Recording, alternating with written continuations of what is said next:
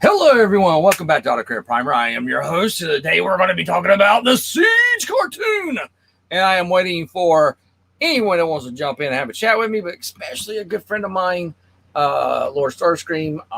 I'm hoping Solomus will be able to see this and be able to jump in here also, so that we can all discuss it. But I am not going to steal the thunder. If you want to know what each individuals of us think about the Siege, you got to watch A Community for All of Us, because if you watch A Community for All of Us, you're going to know exactly what all of us think. So that's what we're doing. So after I got that out and my title and my little stuff, I'm waiting for my good friend, Lord Starscream. Where are you, my brother? By the way, y'all see I have my my headphones in. I do, because I'm actually... We were talking on the phone, and we had a lot of stuff that we were chatting about. And I was like, you know what? This would be a great opportunity to do a live stream for Autocrit Primer right now. Or, so yeah. So, I just hit the camera. Didn't mean to. And let me make sure y'all can see my beautiful bald head. And there is Ruben.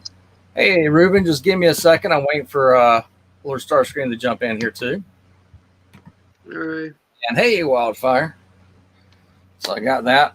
And I'm keeping, so I can't actually hear you if you're speaking at the moment, because I'm keeping these in my head so I can see when There's Starscream will jump in and say, yeah, he's in. You are? Okay, I'll wait, and then I'm going to unplug this. Okay, there we go. There we are. Give me just a second as ACP mouths off and acts like he's a lunatic talking in the bowels of Nobody Gives a Care. Let me get all this together. I do want to talk about the Siege. So before I even start, my friend Ruben, have you seen Siege yet? Who? You. No, I haven't. You haven't? Well, you guys can spill the beans. I don't give a flying. Do you want me to kick you out so you don't hear the spoilers? I don't care about the spoilers. You can spill the beans. All right. It doesn't matter. Me and Lord Starscream were chatting this morning, and I was with my sister and Nikki yesterday. And they were having a good time making stuff. And the second time I got to watch the Transformers, hey, there's Master Far. Let's do that. So the second time I saw the Transformers was at her house, and then this morning I watched it for the third time. The third time, Lord Starscream's got me beat by 4 already. That's just as that Joker don't sleep. I've only seen it once. What's that, Mr. Farr? I've only seen it once, but I really love Jetfire's arc and Impactors. Those. Right. It was awesome. Impactors story arc. And I'm going to make sure I say this real quick to anybody. If you want to know what our opinions for A Community for All of Us, join us Monday as we show the figures off. We're not going to really show any of the figures here, because I want to kind of keep that safe to Monday for the live stream on Solmus' channel. But me and Lord Starscream were talking about some things, and he knows how I'm an old man, as he put it, forget things. And so let's talk about Bumblebee. Okay. What did each one of you, and we'll start with, where did Ruben go? Oh, there he is. Ruben hasn't seen it yet. Have you seen the first episode? No, but you guys can spill the beans for me. I don't care.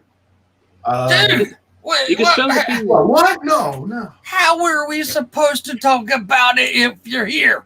And you're like, spill the beans. No, there's so many beans to be spilled. You'd be like, oh, shit, Nate, I wish that they didn't share that with me. Spill the beans for me. I will say this. No. Now, it's not a spoiler. Wheeljack and Bumblebee are the first Transformers on screen like the G1 cartoon. Yep. Yes. And yes. And the first Decepticons that showed up in the old one was the Seekers. We get the Seekers. And they're Tetradrats going after them. Yeah, and they're looking for Energon. Exactly. Yeah. Dude, I sat there when I saw that, Nikki sat there, and I kid you not, she actually had tears in her eyes because Nikki loves Bumblebee, and she's like, for me, I want him to be introduced in an important role like he was in G1. She says, I'm not a stickler for G1, but for this one here, I really want to see him look like he did in, the story arc to fit that. And when you have those two hunting for Energon, Nikki just was locked since there. Locked. And it was awesome. Mm-hmm. It was absolutely awesome. It really was. Question. Yeah.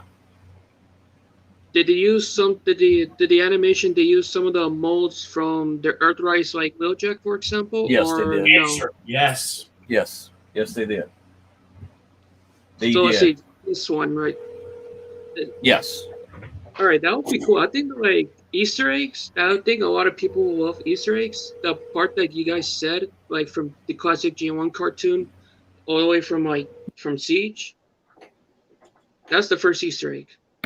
Oh, well, and the fact that you have you take a look at the animation for each character, and they are all accurate to the figures. This is the first time we get the figures first, and the animation matches the figures. It's not vice versa. And by the way, I think it... Oh, go ahead. Go ahead. No, you first. I was going to say, I'm I think... I'm tired. Anyways, I think it's funny that Bumblebee calls Wheeljack Flashy Face. Yeah. I love how they do a show don't tell thing about, the original Megatron's motto, peace through tyranny. He's building up. Yeah, if you notice, Megatron doesn't want to go certain directions. And then Starscream, I just realized this by watching a spoiler review of it, Starscream was pushing him to be more evil.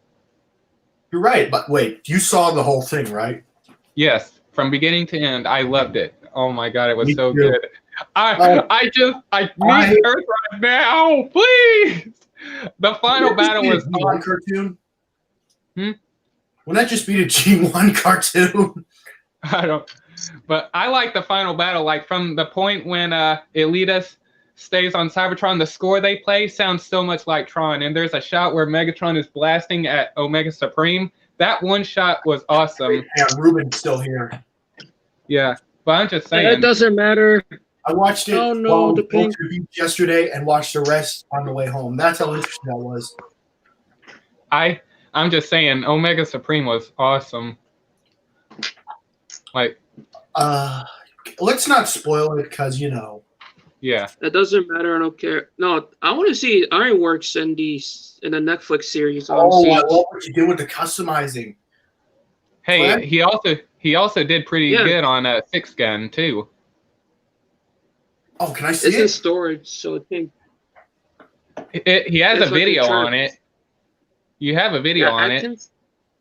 I can try to send the link to chat if I can find it. Right now, I am pretty upset.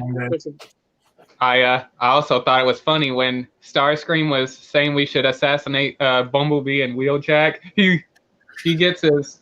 That was funny. Oh, really, Lord Starscream? Let's not spoil it, really. We want Ruben to experience it. We're just going to say it's amazing. Guys, it doesn't matter, okay? Look, I just want to see one thing. You have to see it. He has to beat...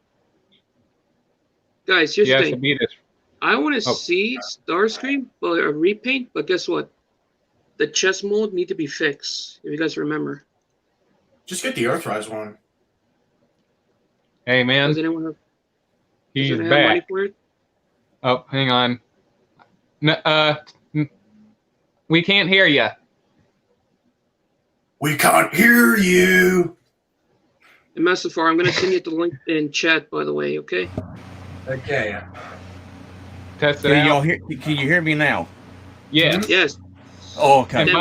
And by the way, ACP, you said you wanted to talk about Bumblebee and that thing that you brought to my attention. Yeah. Oh, thank you. And hey, Solmus, if you get a chance, if you want to jump in, we're not going to talk about the whole episode. I just want to talk about one little smidgen of it that Nikki actually called. I went back and rewatched 2 more times, and then I asked, Lord Starscream when we were talking on the phone. I said, "Hey, did you catch this thing about Bumblebee?"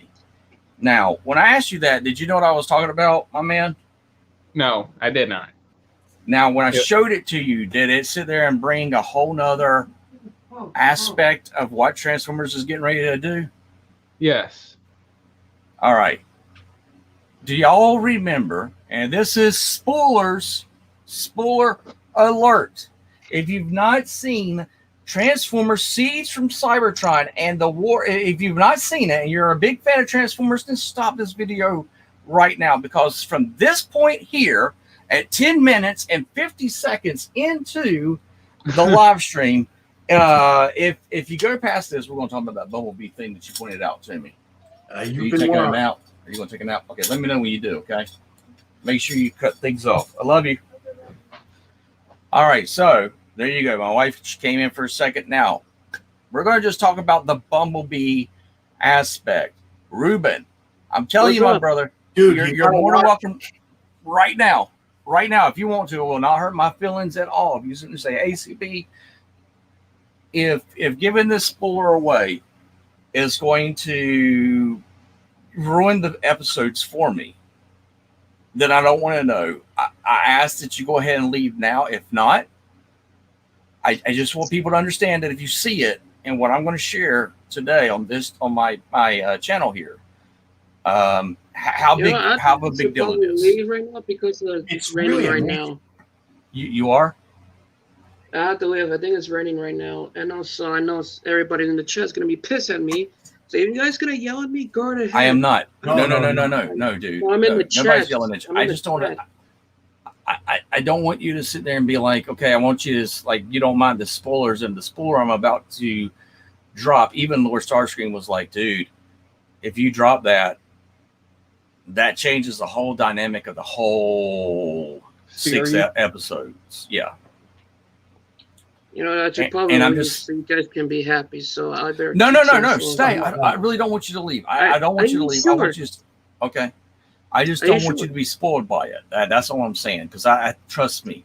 When I saw it the second time that Nikki pointed out to me, and it wasn't until the third time I saw it that I recognized how important what I'm about to say and how it really just changes everything about the series, in my eyes at least. So I'm going to go ahead and do it now. If you want to hang out, awesome, my brother. You're more than welcome to. Okay. Yeah. So we have what is known as the Alpha Trion what? Protocol. All right. So I like now, that. Yeah.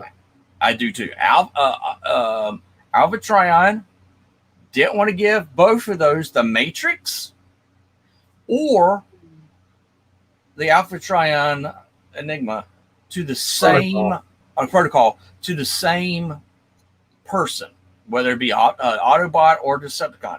He didn't want to do that. He wanted it to be split up into 2 separate entities because he was in control of both of them at one time. And he realized with that power, you have a civil war breaks out because there are certain Transformers, which are Decepticons, that feel like they are not allowed to go above their standards. So essentially, they're slaves. Oppression. And so you have Megatron that sits there and says, okay, we have a war, which that war is going to be against the Quintessons. That's my speculation right there. That's what the war was against the Quintessons. That, Ultra Magnus and Megatron were brothers in that battle. But you have Ultra Magnus is given the Ultra Trion what's that? Alpha Trion Protocol. Alpha Trion, sorry. Alpha Trion's and you're sitting there and you're seeing that Ultra Magnus is giving himself up.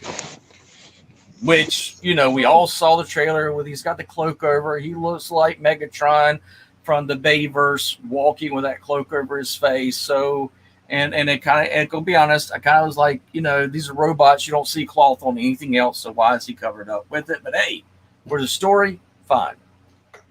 He shows up, and then you have Optimus Prime immediately knows that he is now in possession, that the Decepticons now possess his strategic commander, Omega Supreme. Ultra Magnus.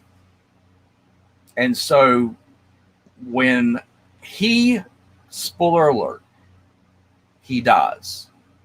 That was sad for me. Yeah, and then you see all the stuff that's coming out of him that's being downloaded. Now, typically when we see that, that deals with something that deals with the all-spark, or deals with the spark of the individual transformer. And they're trying to trace where it goes. What's that? I was saying not only that, he also died near the Alpha Trion's memorial and around other fallen soldiers in the we're military soldiers, like in real life where they die in battle. You have all those, in that kind of area. Anyways, go ahead. Yeah, and so you're having this unfold. We now figure out that Megatron's the one that killed Alpha Trion. Ultra Magnus has the protocols within himself. The protocols leave his body, his dying body, and they go immediately to someone that's not an Autobot and someone that's not a Decepticon, which is Bumblebee. And the reason why it goes to him, because he is at peace and he's going to be a peacekeeper. Does anyone in the chat, other than you or Starscream, because I pointed this out, and Ruby, you can guess if you want to, but did you catch what Bumblebee says? Because to me, when I went back and watched it, what Bumblebee says at that moment, and when he receives that information, changes the entire Transformer altogether. Does anyone want to guess? Master Farr? I forget. What was it? Oh, you're fine. You remember when Bumblebee got downloaded and his eyes turned green? Do you remember what he said? Not really. I was in a car when I heard it. Okay. Dude, right there with you. I was driving and looking on my phone watching Netflix. I was going to the beach. Oh, dude, I was going to my sister's house, and I was like, I cannot miss the Transformers. I have got to watch it. And Nikki was like, well, just use data. We got enough for the data because you didn't use it this past Monday if we had a thunderstorm, so you can use it now. And that's what I did. And Lord Starscream, do you want to spill the beans, or you want me to spill the beans? All right. I'll end it. Correct me if I'm wrong, all right? All right, my man. Okay. All right. When Bumblebee got the Alpha Trion protocol, he was saying so many things. My aching processor and all that stuff. And then later, we cut away from him for a while. Then later on, when we go back, he's still laying on the ground saying things. And one particular line, he says, "We are all fragments of the same entity. The all-spark. They are all of Primus. They're all Primus. When they were going to take the all-spark and take it off the planet, it's not because, it was going to kill the planet and say it was going to kill anything of Cybertron, because Cybertron is Primus. And Megatron, later on, during the final battle, if I'm not mistaken, he says, "You will kill us all." And then later on, when he goes to confront Optimus on the bridge, he says, "You're doing something far worse than me. Who's the monster now?" And then whenever he was fighting him... Wait, let me specify chime in real quick, so I want to make sure we all get a word in. So go ahead. That's what I like about Siege. It gives both sides a reason to be fighting. Megatron to fight the oppression of Autobots, peace through tyranny. And we even see that Alita 1's doubting, and even there are points where I feel like, is Optimus doing the right thing? And I love when Megatron says, "Till all are one." Yes. I hit me right in my chest when he said that. And I love at the end of that episode, whenever he says "till all are one," all the Decepticons in the crowd just scream out, "Hail Megatron! Hail Megatron!" Hail Megatron. Now, there was another thing that I wanted to point out is that you now have Bumblebee, and I don't think that Alpha Trion, that all that information is going to just go because Shockwave decided to make a virus to get rid of it. I think it's in his databanks. I think that it's going to kind of be like what they did with Cyberverse. There's some gaps, and they're going to have to be a character that's going to help him piece those gaps together. I will say this. Netflix did say that if it did make the top 10, that we would get a part 2 of Cyberverse, and it made number 7 today. Part 2 of Cyberverse? Yeah. No. Sorry, part 2 of Siege. Sorry, part 2 of Siege. Season 2 of Cyberverse was awesome. Oh, yeah, absolutely. I love when everyone's beating the crap out of Starscream. Yes. Oh, by the way, quick That's question. why I threatened that with Lord Starscream. I said, hey, you want to be punked out? I'm going to be the one that did that to you like it was in Cyberverse. That was all. You became a judge? I'm going to smack you down. You cracked the actual spark chamber. Yes, absolutely. I left real quick. I want to point this out. The part when Ultra Magnus goes to surrender and he enters the I'm going to call it the arena. I love the part when Megatron's sitting on his throne. He says, "Fire on my command only." And then when Starscream says, "Reveal yourself," and Barricade just quickly runs, takes the shot, and misses a millimeter from his head. Then Megatron gets up. "I said on my command," then slaps him away. That was funny right there. Y'all are all thinking, hey, Megatron is ACP right there. That's ACP. He's Megatron. No. And by the way, no, I'm joking. I'm going to say this. I think it was to prove was anyone that. else surprised by Barricade having such a major role as he did in this? Not really. Because I'm going to be honest. I absolutely was. I thought he was going to be cannon fodder, or he was just going to be a backdrop type character, and was just to sit there and say, okay, you guys that are part of the Bayverse, that love the Bayverse, here's Barricade, but he's not going to have a big role. But Barricade has a big role, and I was very surprised by that, because my youngest niece loves Barricade. She loves when he shows up. He's a cop car, because her father's a judge, and he's like, with Sam, he's slamming his hands down and threatening his life, and she's like, she just loves the character. What did you say? Are you username, ladies man? Fingers off my friend. I love. I don't know what you're talking about. I do. I want to make sure I save figures that we're going to show off for Solimus on Monday. And the reason why is because Solimus came up with the idea of showing figures off. He gave me a list, and I'm not trying to be too much of a stickler on it, but I want him to also know, and anyone else who's going to be our guest on Monday who's going to show off the figures from Siege. That's going to be debuted on a Community for All of Us, which is which we've talked about. It's going to rotate. It's going to rotate to Lord Starscream for about 2 or 3 episodes. You're going to host. Is that right, Lord Starscream? Yeah, I don't know what's going on. Okay. No one ever told me. And then it's going to come back to, since I have the channel now, it's going to come back, and I'm going to host like 2 or 3. And then it's going to go back to Solimus, where he hosted 2 or 3. Now, we do have Theresa, who is a part of our Community for All of Us. And if she has the time, which I'm going to reach out to her later, because she's going to be like, ACP, you just threw me under the bus. You didn't say you were going to do a live stream and mention me by name. I didn't. I apologize. But see if she can host it too. And it'll have a nice little rotation. But Solimus has a great bunch of people that are coming on Monday for that show, and we're going to show characters off. I've been given my list of who to show off. Lord Starscream has been given his list of who he's going to show off. And the reason why I'm doing this is because I want to make sure that everyone knows that ACP is not trying to step on anybody's toes.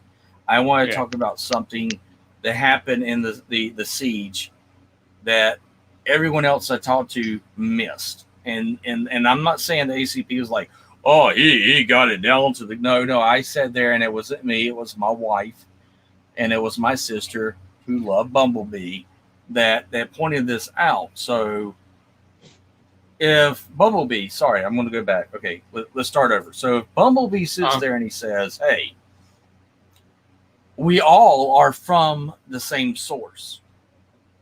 Yeah. The will of all sparks. What do y'all think about that? Well, in the comics, Do you think that we should see Cybertron transform into Primus? Ruben, you're up first, my man. What's up? Well, I think I have like a theory about I got dead air. Bumblebee. Come on. Did you mute me? Don't you mute me. Come on. Let me finish. We can't hear you, my man. We really can't hear you. I know. I can hear I have him. my fan on because it's getting hot. I have a theory about why Bumblebee doesn't have like, Autobot symbol and why they had to give it to, to this. Hold on, man. What you Is guys it said. me or can y'all, Master Far, can you hear Ruben? Yes, You I can. can too. And you can Yeah. too? Okay, that's on my end. Give me a second. Ruben, I apologize. Give me a second. I think his headphone is kind of messed up. Hey, We're good. Where is- I can Can hear I you say- now. All right. What did you say? I have like a theory that why they give Bumblebee, the Alpha Trion protocol. like this. You guys said, yeah.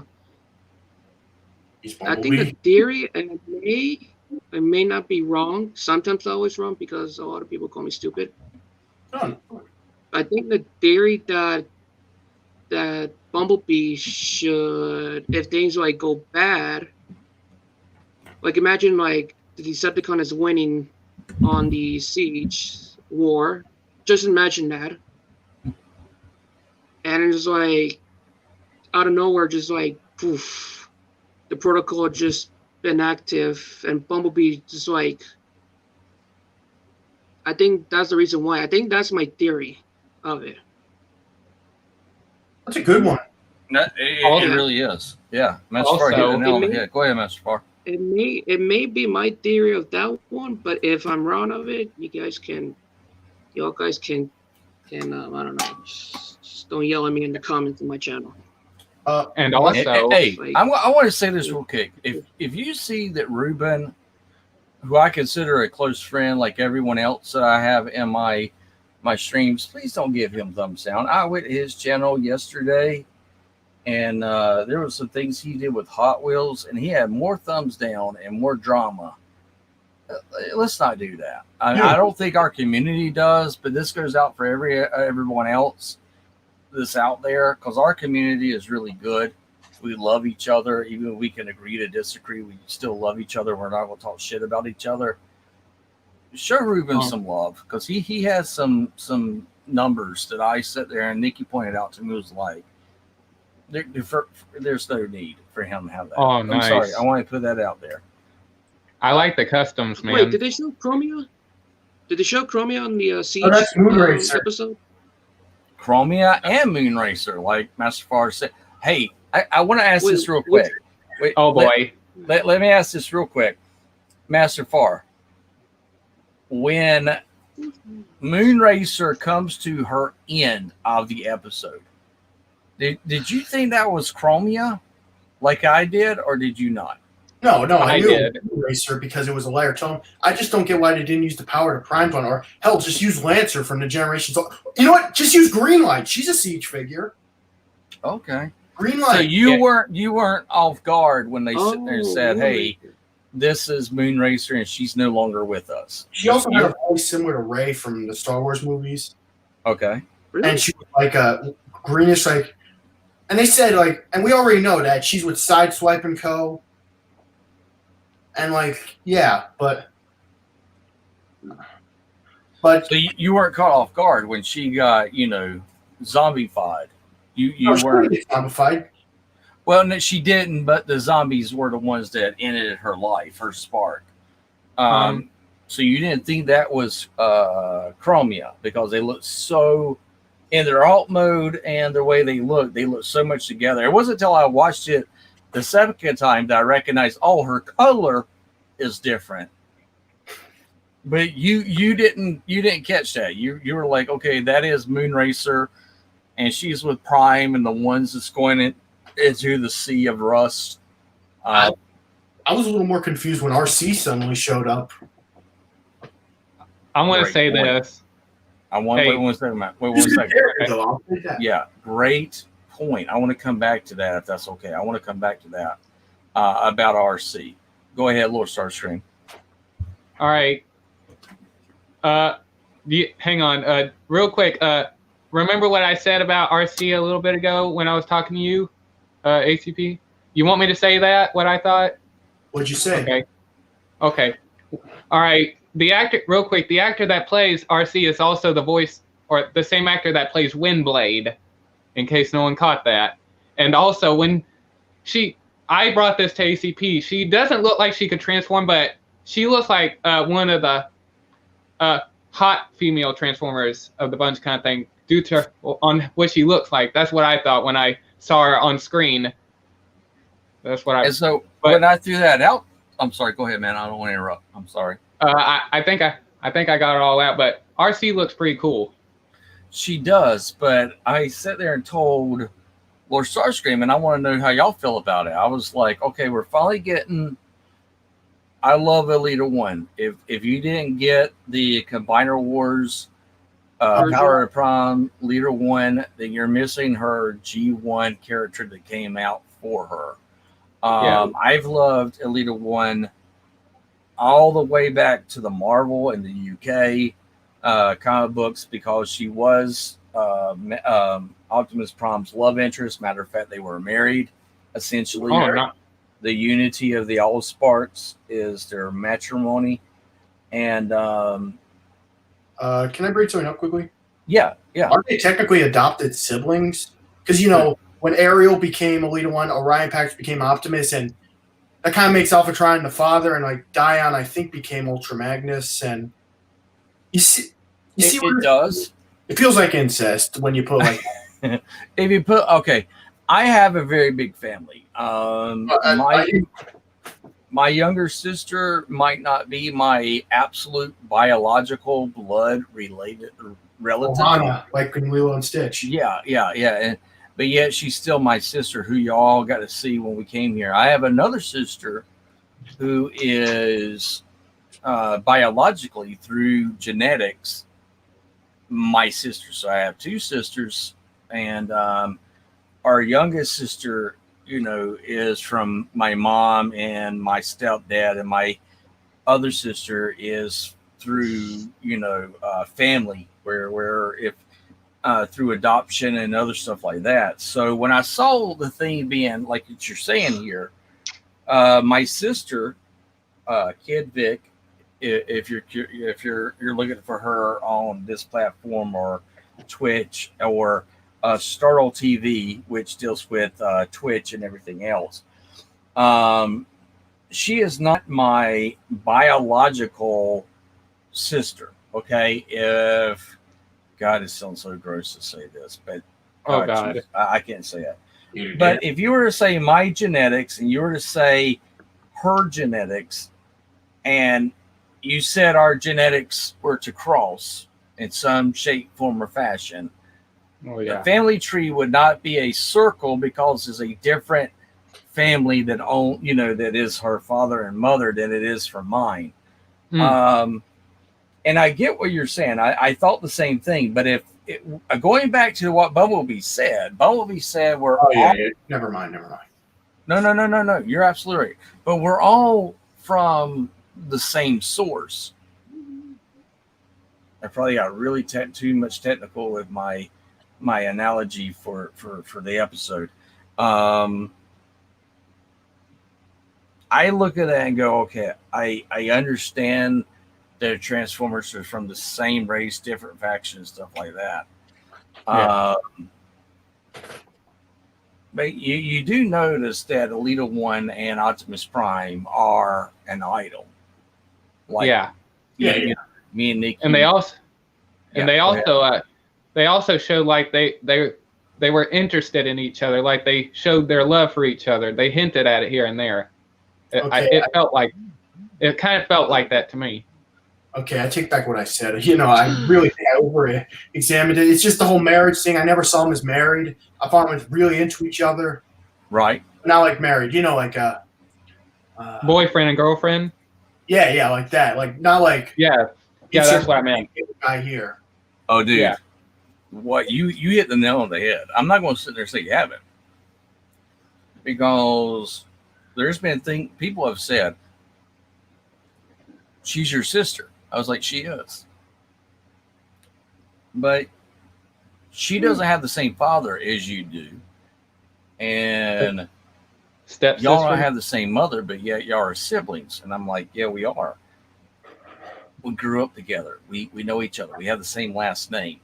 You know, even though we're not genetically the same, from the same lineage, but because of marriage, you know, we're related as siblings. And because Nikki had a good laugh, because Nikki had a really good laugh, because I seriously, I thought that Alita 1, we were watching this, I thought Alita 1 was Optimus Prime's younger sister, and I was like, I told you, I never thought that, but you clearly see that that's not the case in the episode, because they sit there and say to one another, this is not the future that I thought for us. But this is a future worth fighting for. And Alita 1 comes back later on whenever Optimus is getting on the Ark, and Optimus takes a knee. And when Optimus takes a knee, and you see, and Nikki pointed this out to me, she's like, that's you looking at me. That if I stay back and you think I'm going to be hurt or anything, you're automatically wanting to protect me, but you trust me enough to understand that I can handle things myself. And also, with Optimus taking that knee, him kneeling down and looking at Alita 1, he never knew he was going to see her again. Yeah. And also later on, when Optimus Prime says that line that this is a life we're fighting for, and later on, and hang on, she says, this is not the life I imagined for us. Then Prime says, it's a life we're fighting for. She didn't understand that when Prime said it, but later on, I guess, when she decides to stay behind to protect what's left of Cybertron, she understands that now. And that was a heartbreaking part right there to me, because like the score they had right there, like it makes you want to get emotional, because that's true, because Optimus Prime right there is thinking that they may never see each other again, or she might die in battle. Okay, let's talk about this for a second. I think this is a good thing, because Nikki was like, hey, if you're going to, I am. Okay, we find in the Autobots were given 3 Fembots, correct? 4 actually. You got unless you want to count 5, you got Elita 1, Chromia. Anyway.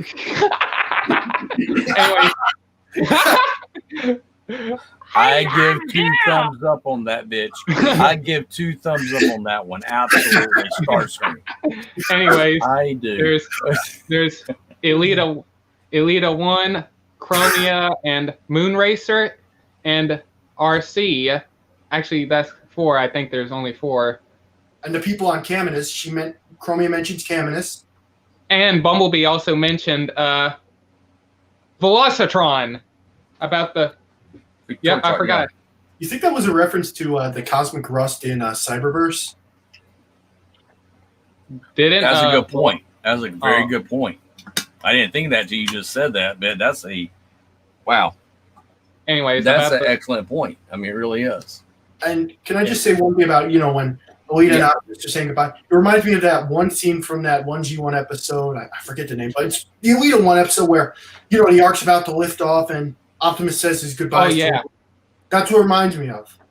And also, Alita 1 was trying to, I guess, go with Optimus in that episode, and they get attacked by Decepticons, and Prime swore on that day he will come back for her and the others. And after, I guess, centuries later, centuries of being stuck in a volcano for millions of years and going and he lived up to that promise. He swore he'd come back for her. And he did. and I'm sure in Optimus Prime's head, whenever he was taking the knee and they were lifting off, and he was looking at her for the final time. This just popped up. I have to share this. Mustafar has a perfect thing of what I was saying. He does. I had to throw this up there real quick. What I was trying to say, dealing with adoption. Go ahead. No. I'm done. I know what you were talking about. I just saw that pop up. I am. I know what you're talking about. I get it, man. I know what you're talking about. I get it. And I'm sorry, but anyways, I'm sure in Optimus Prime's head, without saying it, he's saying, "I'm gonna come back for her." That's what because they're probably gonna play it off like that again, like what they did in G1. And in that episode, I think Optimus opens up his chest and tries to connect with Alita, and he even makes it sound like this. As everything's going inside her chest. And look on Optimus' face when Alphatron says, it's like, what?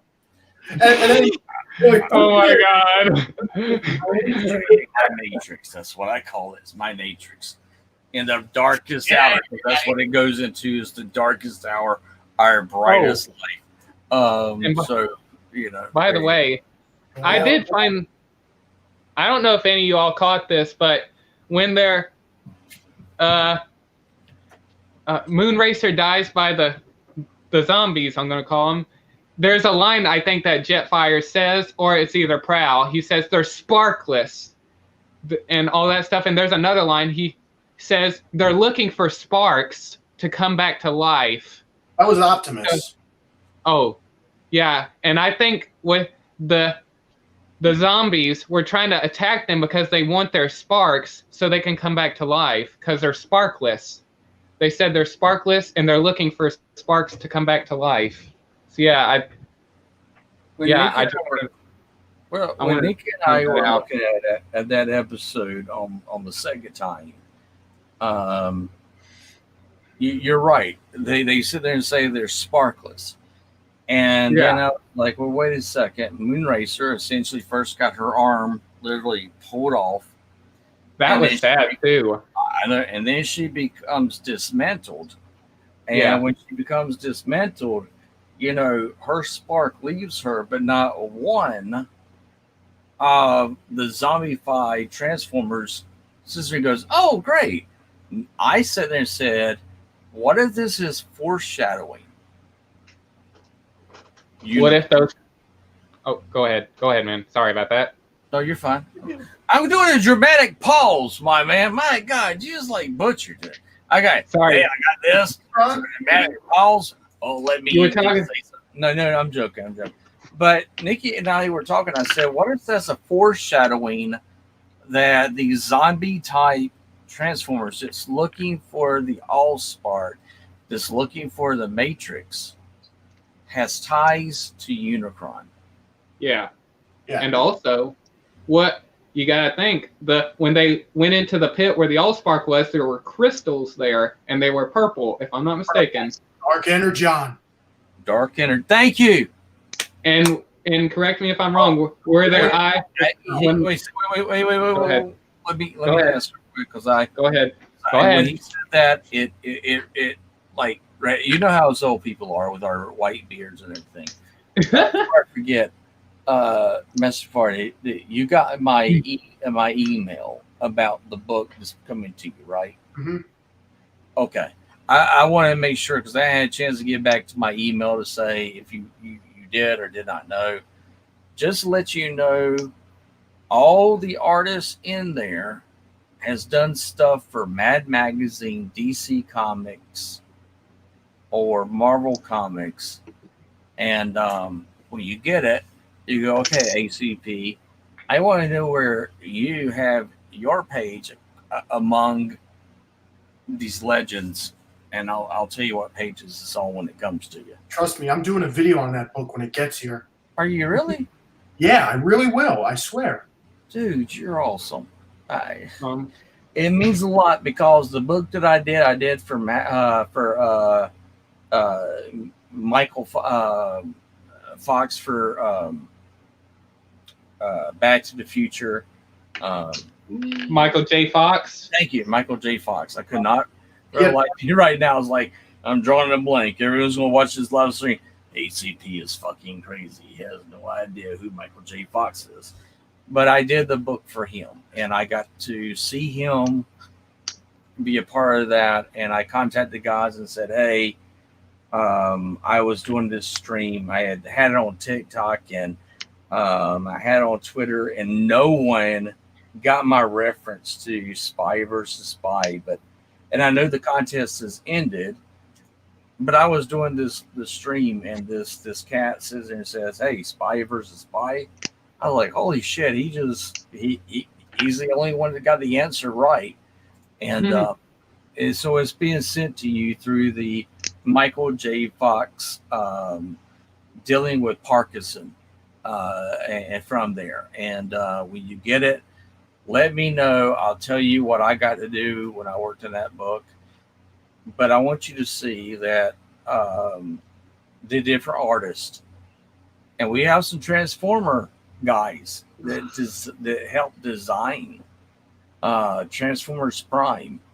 Nice. Their artwork is inside that book, so to be allowed to be a part of that is something that Nikki puts everything I do. Everything I do is all on Nikki. I don't know how she does it, but she does it. And she loves it, that's for sure.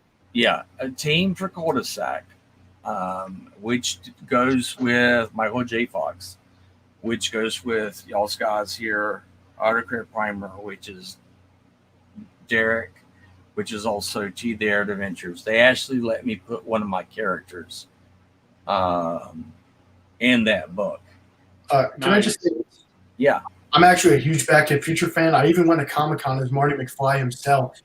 So Did you really? Really cool. Really? Are you excited for the Back to the Future Transformer they got coming out? I think. Oh, go ahead, ACP. Massive, are you serious? You're a big fan of Back to the Future? Yeah, I love the series. Can you send me my information so that all these guys can find your stuff? Sure, I'll send my channel. Hang on. Your channel, your Facebook, your Instagram, where they can see your content. Can you send that to me? Sure. Yeah, I'll send you after the stream because, yeah, I'm a huge fan of Back to the Future. I love the third one. That one actually got me into Western culture. That's one of the big reasons I played Red Dead Redemption 2. Oh, nice. I love the third one too, man. I love how they build up Buford Tannen. You know, they mention him in the second one. Yeah. And, like, I also love the little connection. Like, it's always at the bar. Hey, oh, yeah. Oh, my God. You're right. It is. It is. Okay. Send me all your contact information because you are the one that won the book. Well, you said Spy versus Spy, which was dealing with, if you don't know what we're talking about, Mad Magazine, who is not being published anymore, which your host here had dealings with. There were two characters, and they were Spy versus Spy. Both characters looked absolutely the same, except one was a black character and one was a white character. Wasn't there also the female one? She was gray. Later. Yeah. But the original two was these two guys here. And those of you who don't know, I do a TikTok video, and I had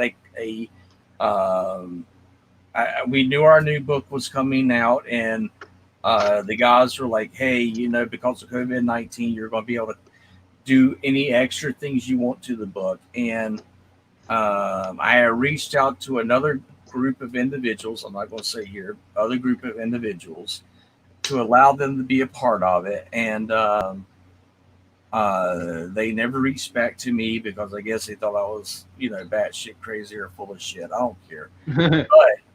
But we had a contest that was out there. And I created my TikTok channel to go along with this narrative. And I was like, okay, I want to be the spy, spy versus spy. I'm going to put this stuff out there, and I'm going to give it all this promotion. I'm going to give it all this stuff, and you got the guy that is the head guy, and he was like, "Oh, that's ingenious." And if anyone was able to catch it and be able to say what it was you were referencing, they would be the winner. Well, no one. And on that platform, I have 7,000. Matter of fact, you know what? I'll pull it up real quick so y'all can see it, because I don't want anyone to sit here and say, "Oh, ACP's full of shit." Let me do this real quick. Did you say over 9,000? For that video, 1.2 million. It's over 9,000. So I don't know if y'all can y'all see that. I'm sorry. It's on my phone. What is that? Real quick, man. Oh, god darn it! I can't. Oh, there he goes. Oh, Damn, that's a lot. Hey, man. I have Okay. a question. Your profile. It's kind of like, what is that on your profile? Like, it looks like there's if you look really closely, you can see like side to side and all that stuff. Wow, What part do you want me to tell you so I don't give it away as a contest? wait. Are you saying there's an Easter egg in your profile? I'm not saying there's an Easter egg in my profile, because to tell you that I have an Easter egg in my profile means I gave you the answer. Why would Okay. there's an Easter egg in anything that he does, that if you catch that Easter egg, you may receive something as a prize. I mean, ACP legally cannot say there is anything in my profile that is a hidden code that you could possibly find that would let you be the winners of that thing.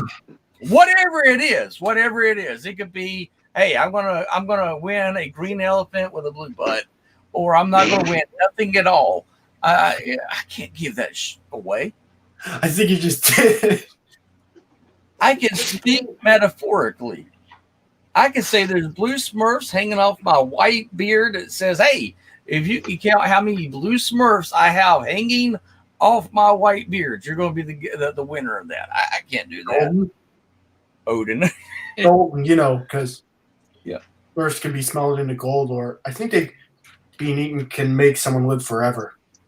Ooh, yeah, that's a good point. I always wonder why I get what was it? Gargamel, Gargamel. Yeah. Smurfs live forever, and I can melt them into gold. That's a good motivation. Yeah. So with this one here, let me make sure I get it back where it can focus. It looks like your Superman picture behind you. I can't. Man, I don't think I have the best phone for that. I see music notes and illustrations. Oh, I see a squiggly line. What the actual hell? Do you? I'm sorry, guys. I'm really trying to Wait, get. I think I saw it. Oh, what is this? All I can see is squiggly lines. I don't see jack. all I see is squiggly lines too. I saw some music notes, and I thought I saw Papa Smurf for a second. Don't ask why. Why are I you want to know not how he shooting? do that. I want to do that like other profiles. All right. Like, If you want to know what I'm trying to do, go to Autocorrect Primer on TikTok. You will see at the moment I have over 7,235 followers, subscribers to Autocorrect Primer. I have over 293.5 thousand likes. And I had a contest, which was way back. And I was doing a live stream. And I was like, we finally got a winner to the thing that I had put out there as a contest. And Nikki was like, well, the contest is over. And I was like, well, I was talking about this on my last live stream when Nikki did the last live stream, and she was like, oh my God, Master Farr was able to put that together by what you were talking about. And you were rambling, by the way. I have ADHD, so I guess. Yeah. And Master Farr won it. I mean, you did. Well, contacted the guys. They were like, oh, yeah. Your cat there got it. Absolutely. And so you will be receiving that hardcover. And when it comes in, let me know. And make sure you get it and stuff like that. So, yeah. And because of it, Michael J. Fox and the thing dealing with multiple sclerosis, that helps out even more. I just want to say this. I feel bad for what Michael J. Fox is going through, even still today. Like, if I'm not mistaken, he was dealing with that since one of the Back to the Future films. That's when it started. Yeah, when it started. 2 or 3? I think 2. But number 3, definitely, it was affecting him by. Really? Yeah, the third one. He's an amazing actor. Then I couldn't even tell. That's. Oh man, I knew he had something, but I didn't think he had. Great Scott! Wow. And I'm being curious for stream. Marty. Yeah, Marty McFly. The guy that has the cul-de-sac is what it's called. If you want to take a look at it, it was a cartoon skit. They got put into the newspapers every Sunday. Also, and go ahead. Sorry. Go ahead, man. So he got diagnosed with Parkinson. He was part of Mad Magazine. I was a young guy. I was young, green. I was allowed to work on all these projects, and I was having my own comic strip, and I was thinking, I am the big shit on campus. And is that good or bad? It was bad at the time. I mean, it was ego. It was totally, absolutely ego. And when I met him and talked to him, and I said they're going down, I didn't know what Parkinson's was. And I was like, I'm a cancer survivor. So I started looking into it. And you know what, guys? Hold on a second. I want to share this with y'all. Anyways, as I was saying, like, I feel bad for what he goes through on a daily basis. Like, a lot of people want Back to the Future 4. Some of the people want to make that film, but due to Michael J. Fox having Parkinson's and all that stuff, they can't do it. They can make it about his kids. That's funny. And also, the actor that plays Doc Brown, he looks good for his age. Oh, hold on. His career doesn't. Oh yeah. Food fight. You're right.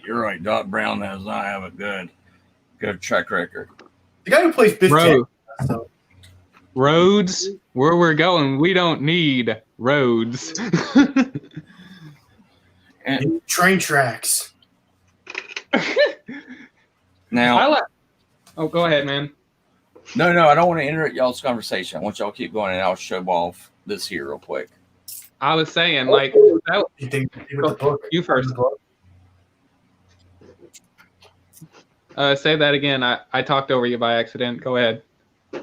About autocorrect Byron, the book. I would really like the cover. It has like that Inception thing. The book within the book within a. Hang on. I'm sorry, someone FaceTimed my sister. You're fine. Yeah, but like, show the cover.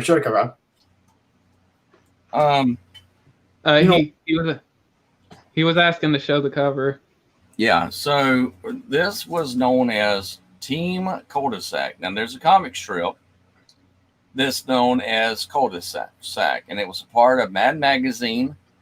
And everything you see here, this is the original artist that has Parkinson, was not able to do this comic strip or anything else anymore. Master Farr will be one of the ones that will receive the hardback. Is there a way to donate to Parkinson's? Because I would donate every penny to the guy who played Marty McFly. You know what? It will all be in the book, because when you have this is the artist and his bio, and then you have, let me show you this so y'all can see it for yourselves. Focus. There we go. Will do. Okay. So you have this. And I was just beginning as a cartoonist in the book. Now, how many of you recognize Garfield? Yes. All right. So here's the artwork that Garfield did. That Charlie Brown right there? Yep, Jim Davis. Now, he's a pretty big cat, right? Who, Garfield? God, that camera. Garfield's a pretty big cat. Everybody knows Jim Davis, right? And Lorenzo Music. Yep. My eyes are playing tricks on me right now. How many of you know who this person is? That's you and Nikki? It's me and Nikki. I love it. So you take a look at the artwork I did that Nikki colored, and you take a look at Jim Davis, who is with Garfield, who I got to talk to, who I got to see. Now, the dog in the book, which is right here, is one of my characters from Bitter Tea Media, Tea the Arid Adventures, and it was put in here to make sure that one of my characters got put in there. I chose to put that character in instead of Arid being bald-headed, dealing with cancer, because I wanted to keep it, wholesome and funny. You're both of those things. What's that? You're both of those things? Yeah. And my role model, and who helped me. God, my eyes. Ferdinand? Yeah. So when you get the book in, you're going to see a lot of people that helped me, a lot of people that were me and them were the same age, so we were all going for the prestige to get a position, and but you're going to see a lot of good people that's in it. In the back of the book, it will tell you as far who everybody is, where you can find them. But my good friend that Dave McDonald is his name, said, "Hey, look, you've worked on this project, and I know you've had your website and you've got your own books. And at this time, we had 10 volumes at that time that had been published." And he was like, "Look, I know you're a cancer survivor. We're really good friends. I won't, I really like you to be a part of this project." And so, I remember those. Those are funny. Yeah, David McDonald is here. And with that, I was extremely surprised. I mean, you have people that worked on Doctor Who that did artwork for the book. It was very Tim Burton-esque. Yeah.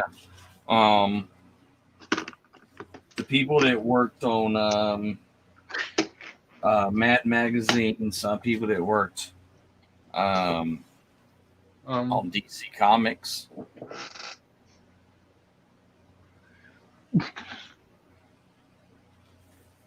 That worked on it, and so when you got Mad Magazine, let's see, Fudge and Friends, which is Jason Dodge. Let's see, I'm going to show you the Mad Magazine one.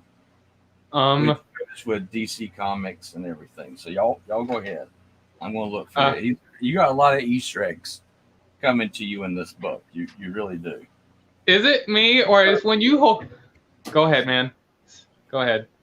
And I was saying, I'm totally doing a video, and I am shouting you and Nikki out, just saying, subscribe to this guy. He's freaking awesome. Make sure you put a lot of emphasis on the Michael J. Fox thing. That would mean a lot to me. Already on. Yeah, the deals with Parkinson. That would I'll be even- more to me than. I'll even get Gigawatt and do a review on him and add that in too. Okay. Because anything Back to the Future related, even the crappy NES games, Right. we all need to show our respect to Michael J. Fox because he's too good to leave this earth. Yeah. And it's a damn shame. Because the guy you see doing all that moonwalking in the third one, doing all that stuff, do you know how much pain he must have been in doing all that? Yeah.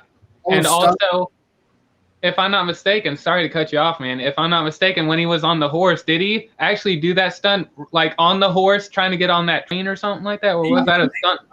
He tried to, but it was a stunt double that ended up doing it. And he had to. Was that also when they were running on top of the train, jumping? That was also a stunt double too. It was, and Hollywood, baby. yeah, and the reason why is because when you have the shakes and stuff like that, trying to keep your balance. Was there? So was there a couple parts in the movie when he was shaking? I never noticed that. Was he? Well, I worked on projects like that back in the day. Yeah. And what we would do as an editor or an artist or anything is that we would try and sit there and say, okay, if we retake this and do this with them again, but instead we show their hands right here, and then we cut away and we show their face, and then we go back to their hands, and in their hands they have the finished project. The audience would sit there and be like, oh, he did it, everything. He started this, and this. And they would be, none the wiser. And a lot of stuff that happened in these the projects. Broken mirrors. Yeah, broken mirrors. Excellent thing to point out. Quick question: how old was Michael J. Fox when he got the Parkinson's? He was young, like a kid or something like that. I think during 20s. He was 30s or 40s. Yeah, he was young. Oh, God. He was younger than what I am right now. I had cancer at the age of 16. I am 43 years old. And Michael J. Fox dealt with Parkinson's whenever I was like 10 or 15 years in remission of the cancer that I had. And he was dealing with this. He used to do a TV show called Spin City. If you've not seen it, you should check it out. It's really, really funny. Great series. There was also. I want to point this out. During the first Back to the Future film, I'm sure he didn't have the Parkinson's in the first film. Not at all. Okay.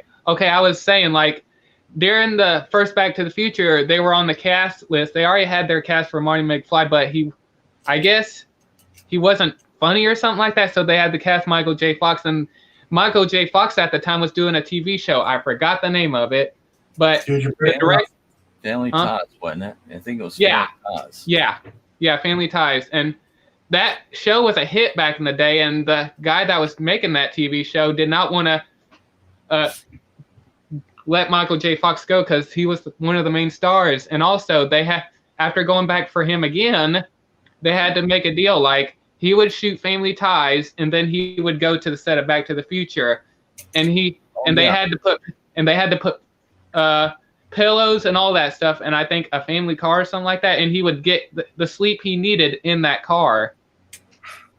It's hard.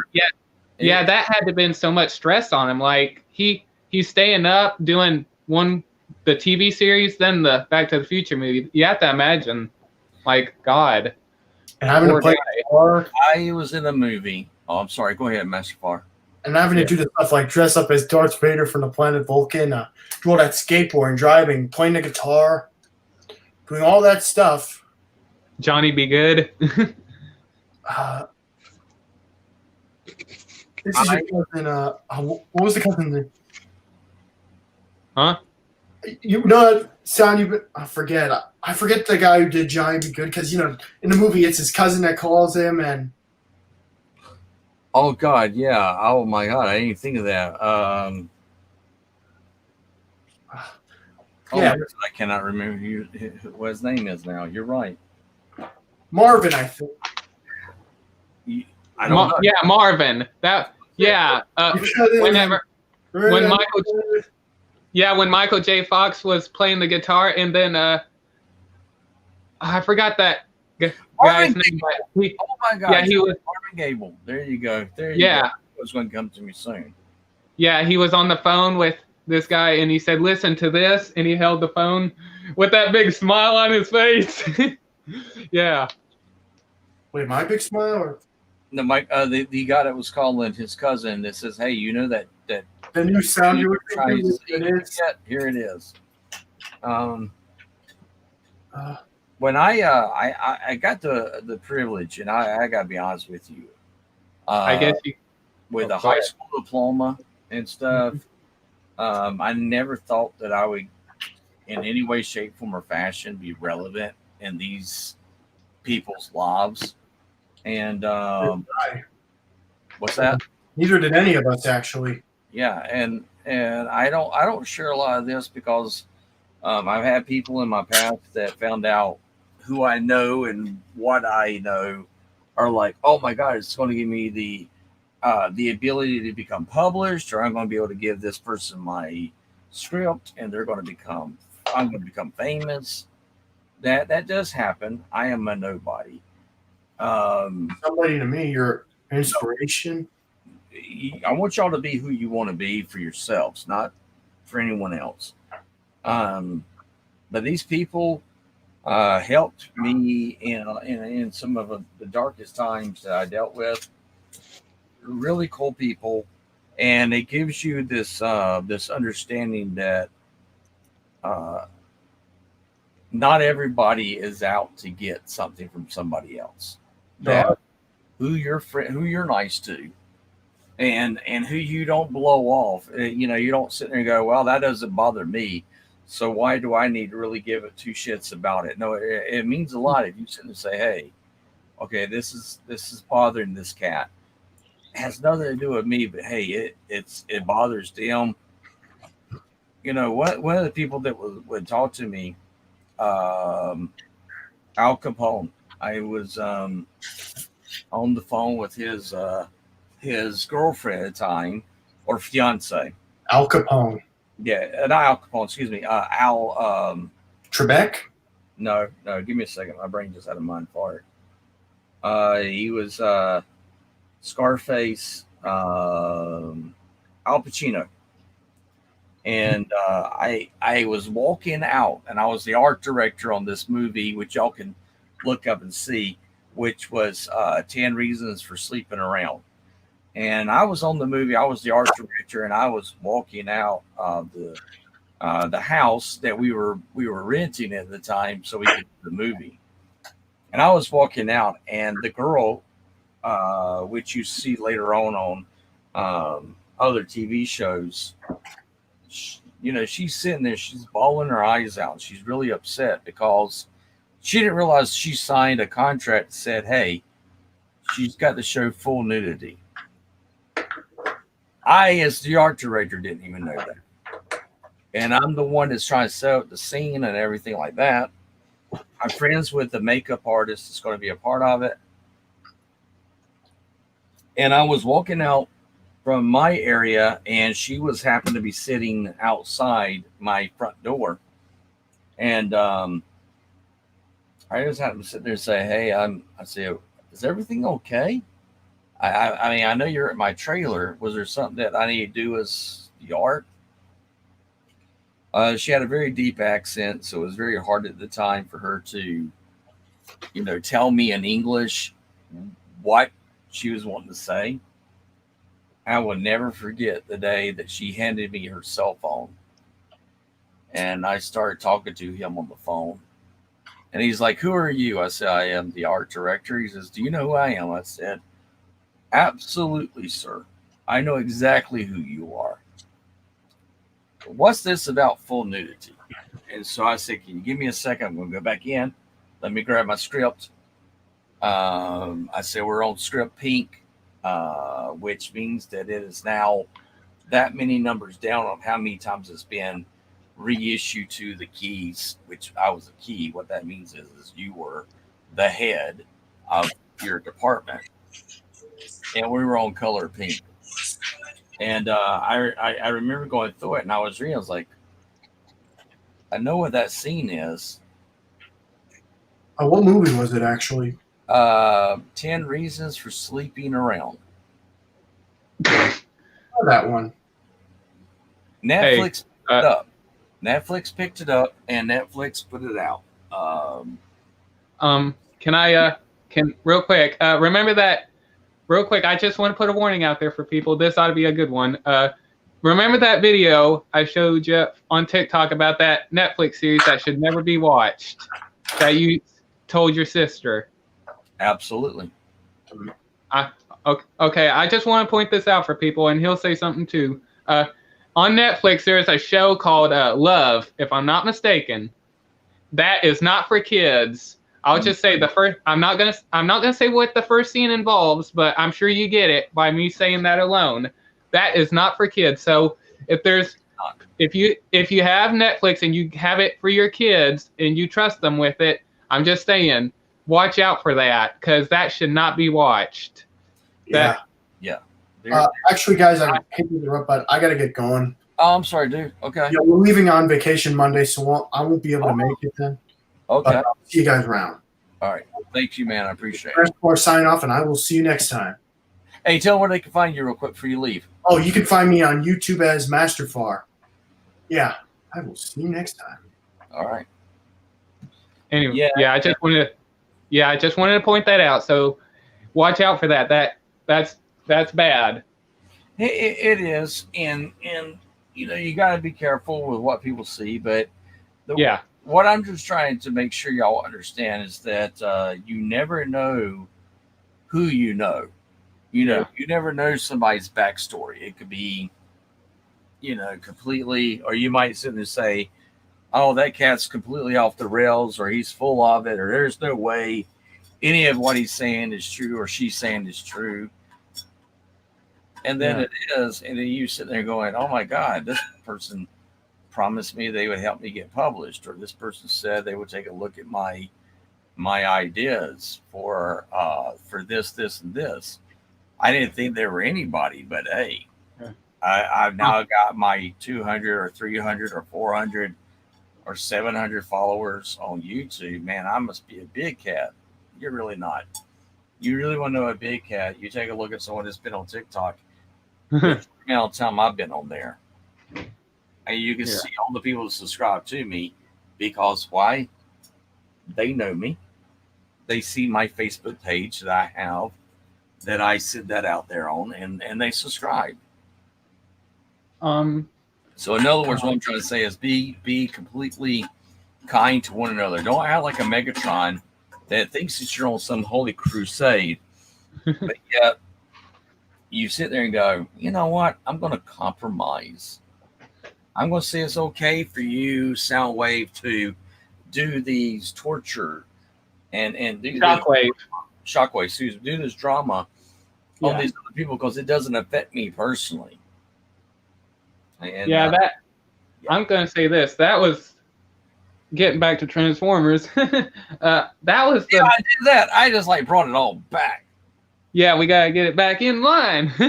Anyways, no dead air.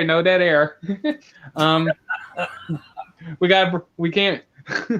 Anyways, good one. Yeah, that was the craziest part right there, and seeing Ultra Magnus get tortured. He gets imprisoned, and then he gets tortured by electrocution. Then even more worse electrocution later on, and that last electrocution he got blew off his shoulders and broke off one of his horns and blew off the parts of the back of his legs too. Shattered until until he broke. Well, he didn't break. He just gave him false, Message. false information. How do you feel that you betrayed your fellow Autobots? How does that make you feel? And the way I viewed Ultra Magnus was like, bam, bitches! I didn't betray nobody. You know, I love the smile on his face. I did too. He even died with a smile on his face.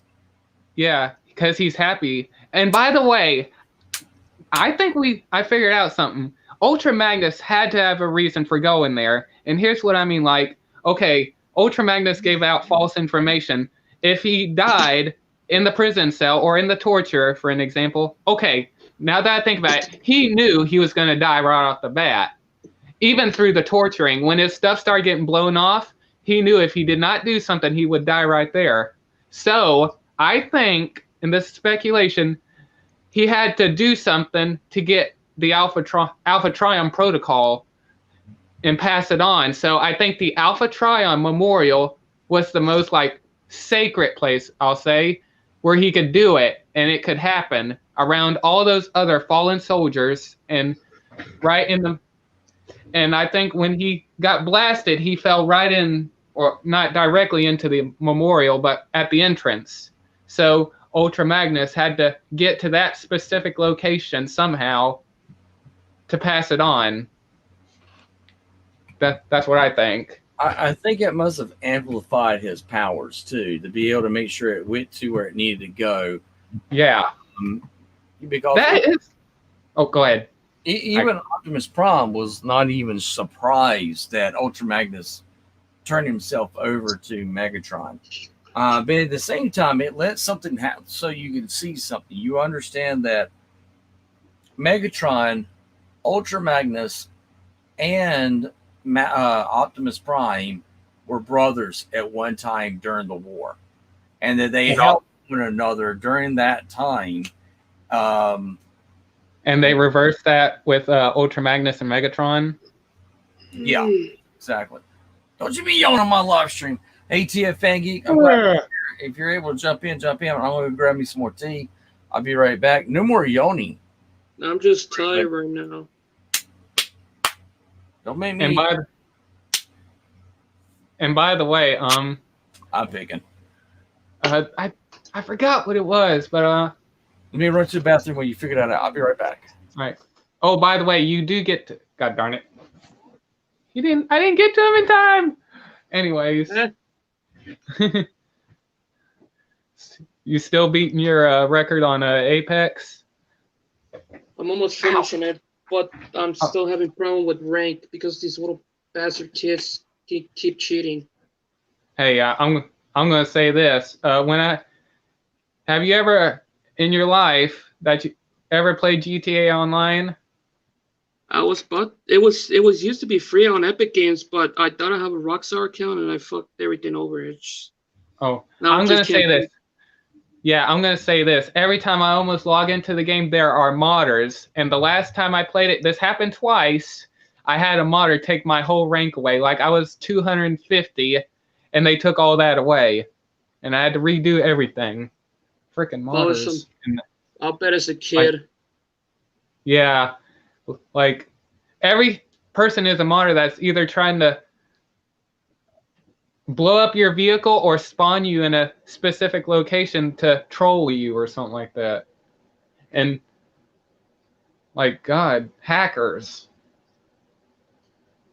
I wish there was a law that kids at the under age of 13 or younger, no wait, all the way to like 17 should not play in video games like that is specific like shooting or something.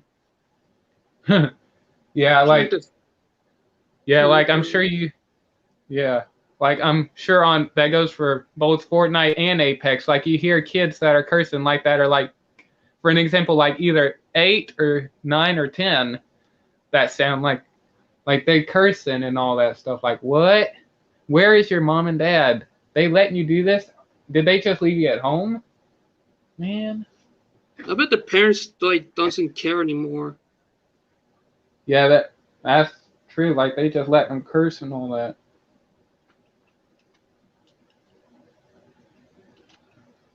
I wish I Been had doing time to any? watch some Netflix, but I don't. I'm sure you'll be able to find time for it when you get your rank done.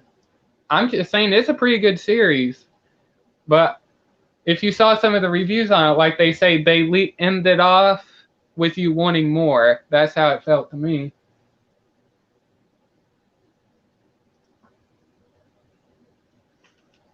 God, this is Been so doing? BS. Have you done any customs lately? I need some paints for my Impactor figure, Oh yeah. so I had to put it on hold. I was about to go out yesterday, but no. Jobs calls. I need to help them. I'm just standing there like a goddamn lab rat. Yeah, I know what you mean, man. Oh my God. How you guys feeling? Like with your I'm cold and feeling all that? I'm feeling better. Just some more about my parents. I hope Otto sent the roses, the dry roses, so my dad can Oh make yeah. the special Oh tea. yeah. Yeah. Well, yeah. I'll remind him about that. Oh, there he is. Uh, Speaking of devil, hey, can I have a hey man? Yeah, we can hear. Can you test it out? Oh, say did you something not hear funny. me? Say Funny. something. Your butthole's hairy. I don't know. Oh, What? Screw you, man. hey, Goddamn somebody. I'm joking. You said say something funny. I didn't know what to say. Y'all put me on the spot. I'm sorry. hey, I would go get a charger. Go ahead, my man. Ruben has a question. Go ahead, unless you want me to say it for you, man. Well, you can say it. Did you send the dry roses or something? That I have. That's what something that Nikki wanted me to talk to you about, Ruben. I'm glad What's you brought up? that up. She's asleep at the moment. She's got them drying out right now. Sweet. Yeah, to make sure, because you don't want to buy those roses that are online because you don't know if there's been pesticides or other things been sprayed on them. Yeah. Nikki has totally organic rose petals, and she is now making the stuff so that she can send it to you and your sister and your family if you need it. It's going to be very bitter tasting, but no one that after they got it, no one else has had COVID-19.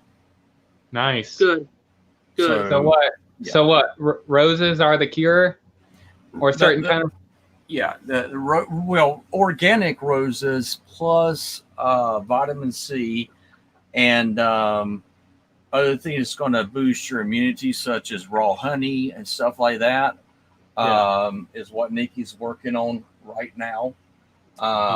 She typically does these organic remedies for people where we live, and she's now been letting that go out to different people, and they're all coming back with the same results.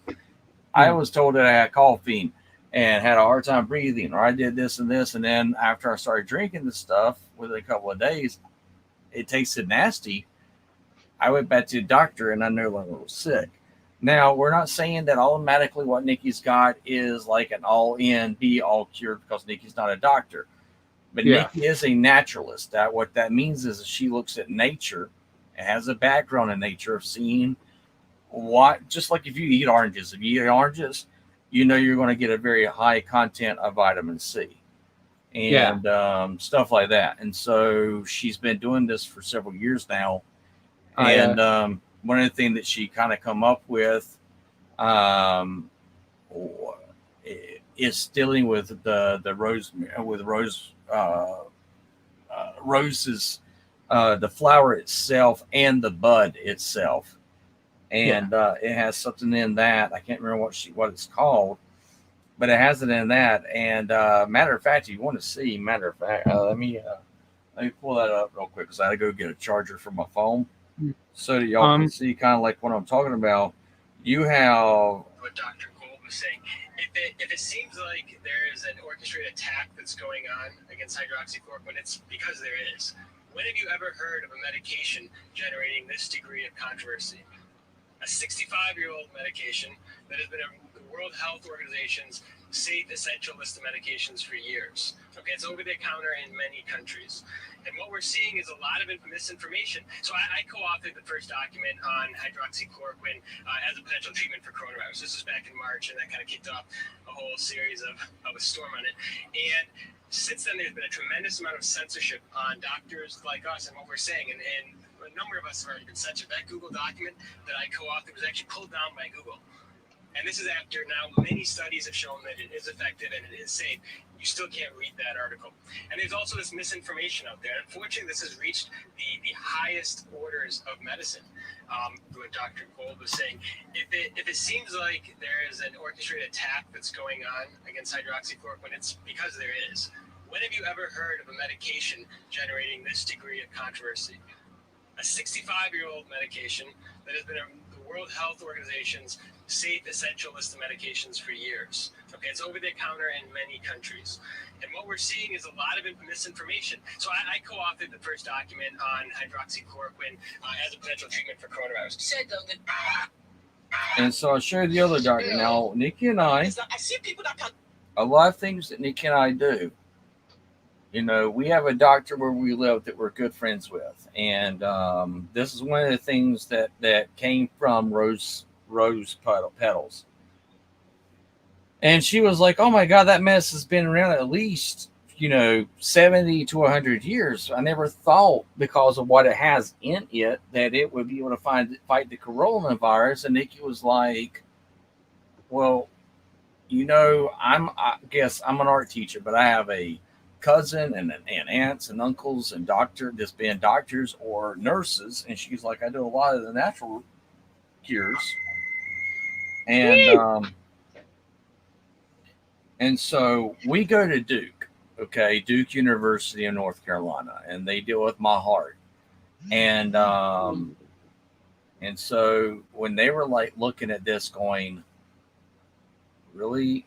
Oh, now when you see the coronavirus, it has a shell that's around it.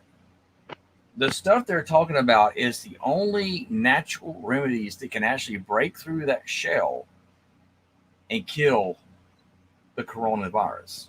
It can kill it. Whatever's inside through here, past the shell, vitamin C and other things like what they're saying, can kill it. And it comes from roses.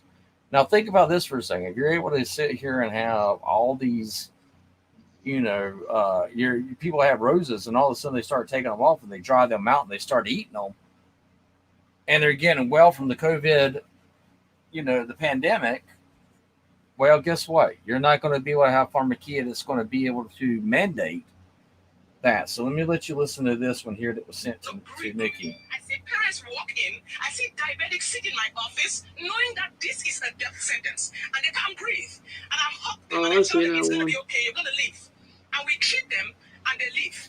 Well, just you've already seen this, Ruben? Some fake science, some person sponsored by all these fake pharma companies comes and say, have you seen that one, Ruben? Yeah, I seen it. Then the news said it was a fake. What she said is a fake. So I was like, this is somebody that Nikki talks to personally. It's not a fake. Oh. It's not a fake. It's not. Oh, the news said it is like, I don't know what believes. So well, I mean, let's take a look at the news right now.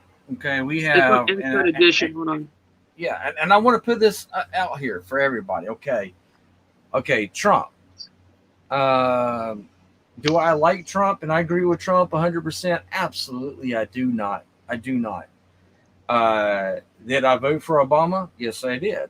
Do I think that Obama is part of the deep state? I think that Obama was trying to do the right thing when he was in the office, because I think he's a good guy.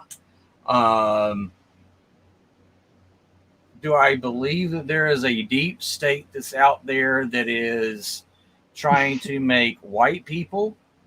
And I got to deal with this on TikTok. A lot of people sit there and say, hey, Grandpa, you're a white guy. How are you able to sit here and say any of this? You don't know what it means to be oppressed. And I'm like, hey, you dumbasses, I'm actually what's known as a First Nation person. I know what it is to live on a reservation. I know what it is to live and be persecuted because of the color of my skin. I do. My grandmother was full Cherokee. My other grandmother was from the Sioux Nation.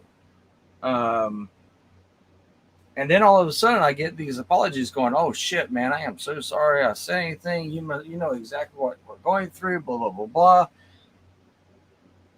But the media has made it where you look at an individual and immediately you sit there and say, "Okay, that individual is a white person, or that individual there is a black person, or that individual there is either Hispanic." That individual, well, he's just a clusterfuck of so many things. We don't know what he is. That's the mindset that the media has put out there. Do not trust Fox News. Do not trust CNN. Do not trust MSNBC. Do not trust CBS. Do not trust media at all, whether it's pro Trump or it is against Trump. Don't trust it. Don't. The media. Do your own research. You're intelligent people. You're not defined by the color of your skin. You're not defined by your sexuality, and you're not defined by what party you believe in. You're an individual that can think for yourself, and in thinking for yourself to better yourself is all that matters. Go ahead. I was gonna say, don't get too excited, man. Like, I just want to, man. You're good. You're okay. Right. I just wanted to make sure you keep calm and not get your heart racing. Don't do that. Thank you. But and thank you. That actually means a lot. But I want people that can think for themselves. If you want to wear a mask when you go out in public, then wear a mask. Don't wear a mask because you've been told that that's how what you should do. Nikki wore a mask every time we went out in public. Nikki has a very low immunity because she has one kidney, and Nikki had, she wore a mask before anybody else wore a mask. And I remember I had this old man come up to her and say, "Oh, you're too good to breathe in what everyone else is breathing in. That's pretty shitty if you wear a mask." I said, "Look here, you old timer son of a bitch." Yeah. I said, she has a medical issue that she is told by Duke University that she needs to wear a mask. Unless you want to start fucking paying for my medical expenses and her medical expenses, then the best thing you can do is shut the fuck up. He turned around and walked away.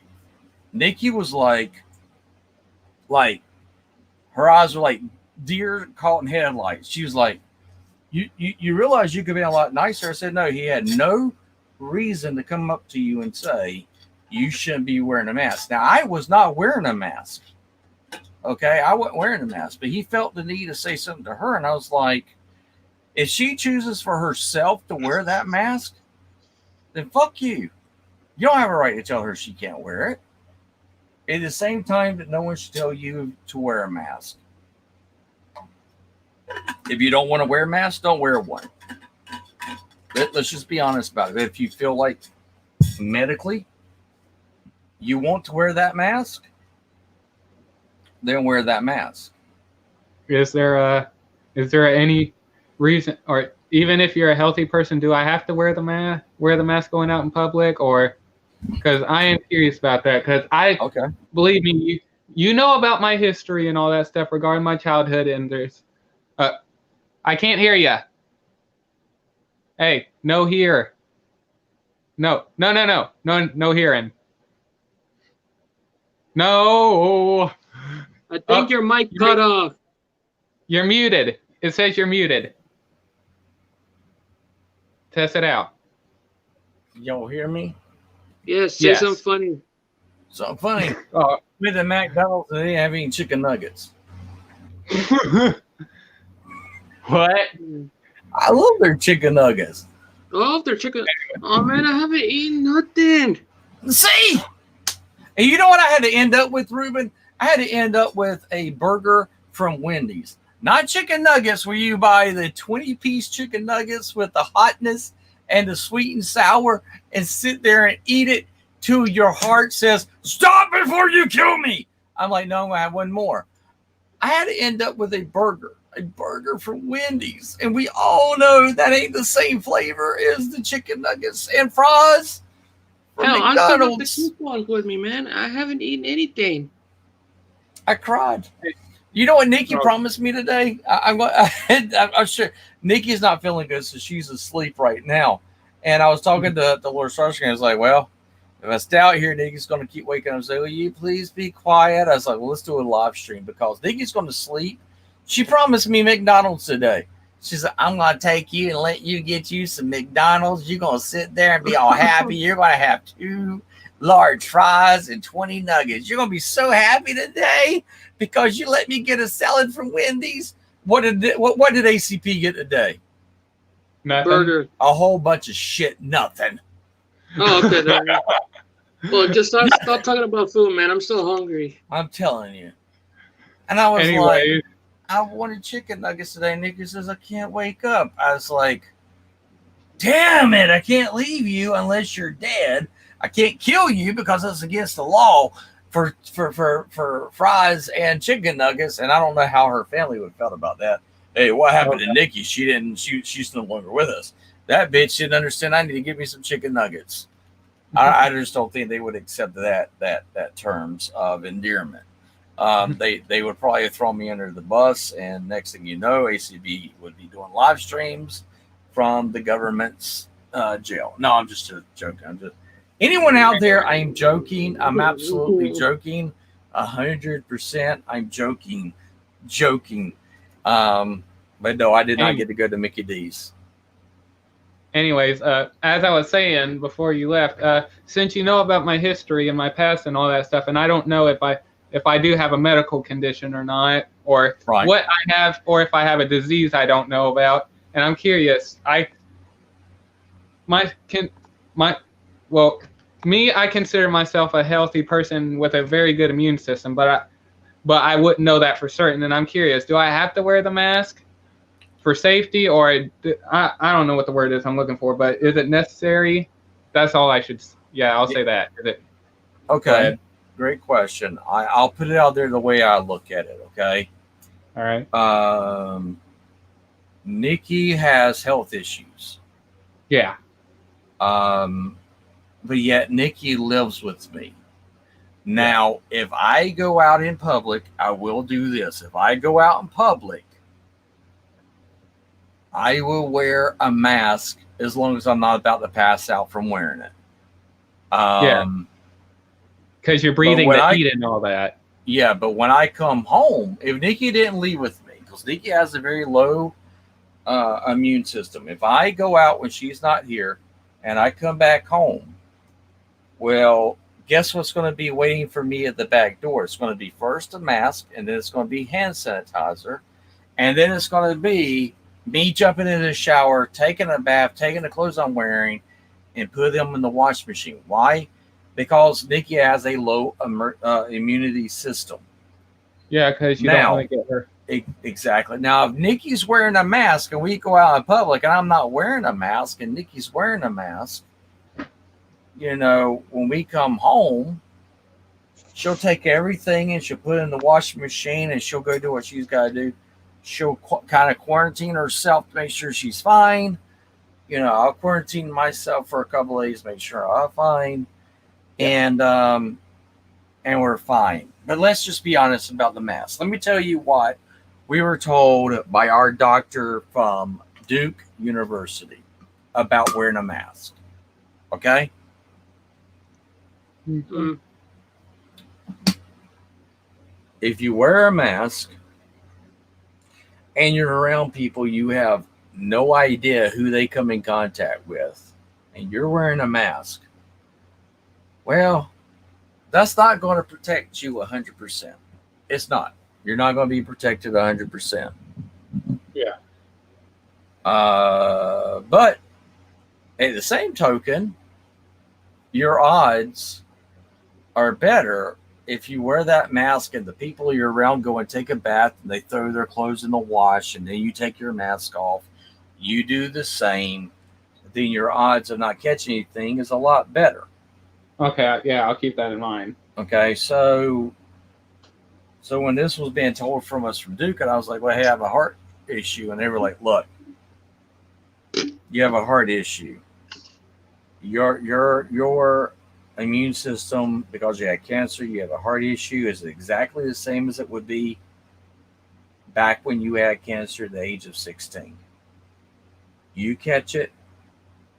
And my doctor is very blunt with me because that's why I like Dr. Jackson. And he sits there and he said, well, Derek, if you catch it by doing all this, well, guess where you're going to end up? I was like, I don't know, 6 feet under. He said, no, you're going to end up here. And we're going to put a respirator over your head and we're going to pump you full of antibiotics to make sure that, because your heart issue and stuff like that, it's not going to become an issue overall.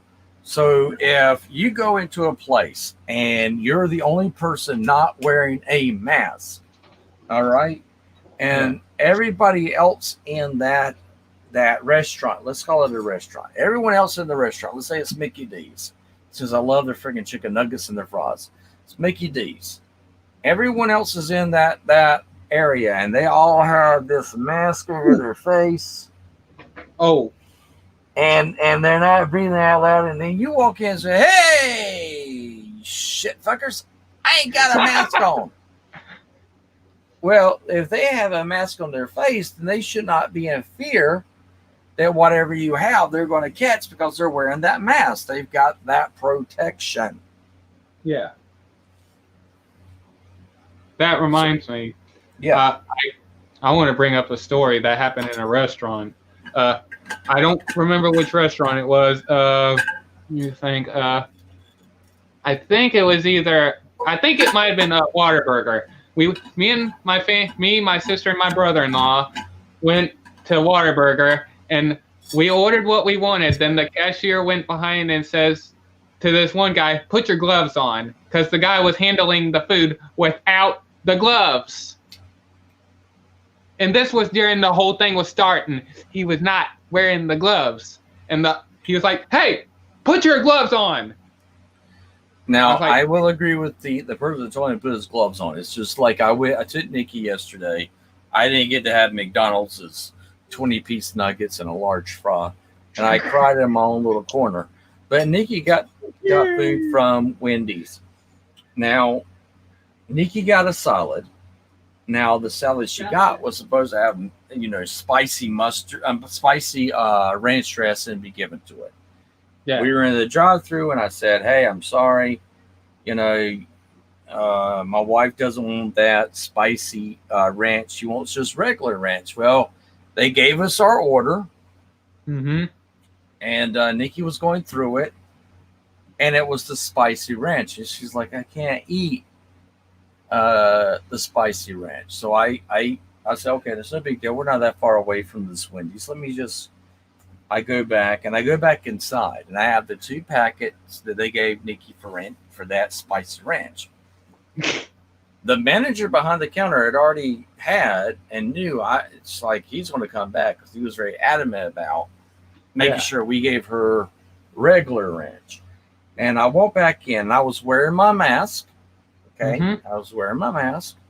Yeah, I walked in, and some of the employees were not at the moment, and I was told, "Oh, we're so sorry.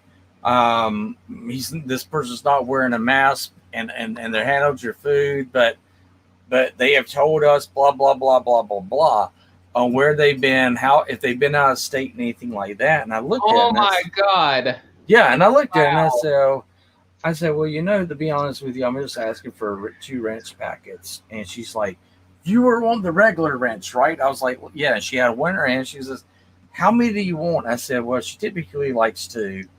She says, I can't take the 2 spicy one backs because I don't know where you've come from. I said, well, that's great. I said, we kind of laughed. And I was like, I came from North Carolina, and I come to see my sister here in South Carolina, and Mm-hmm. And she was like, "Oh my God, in North Carolina, y'all all got to wear a mask. Do you wear a mask every time you go out?" I said, "I don't, but my wife does because she has medical issues."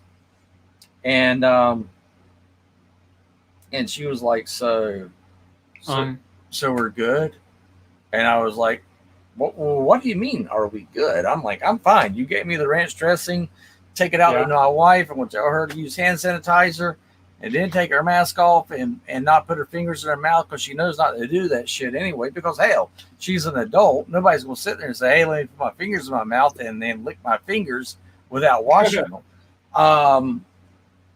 And that's kind of how I put it towards the ones that were working at Wendy's.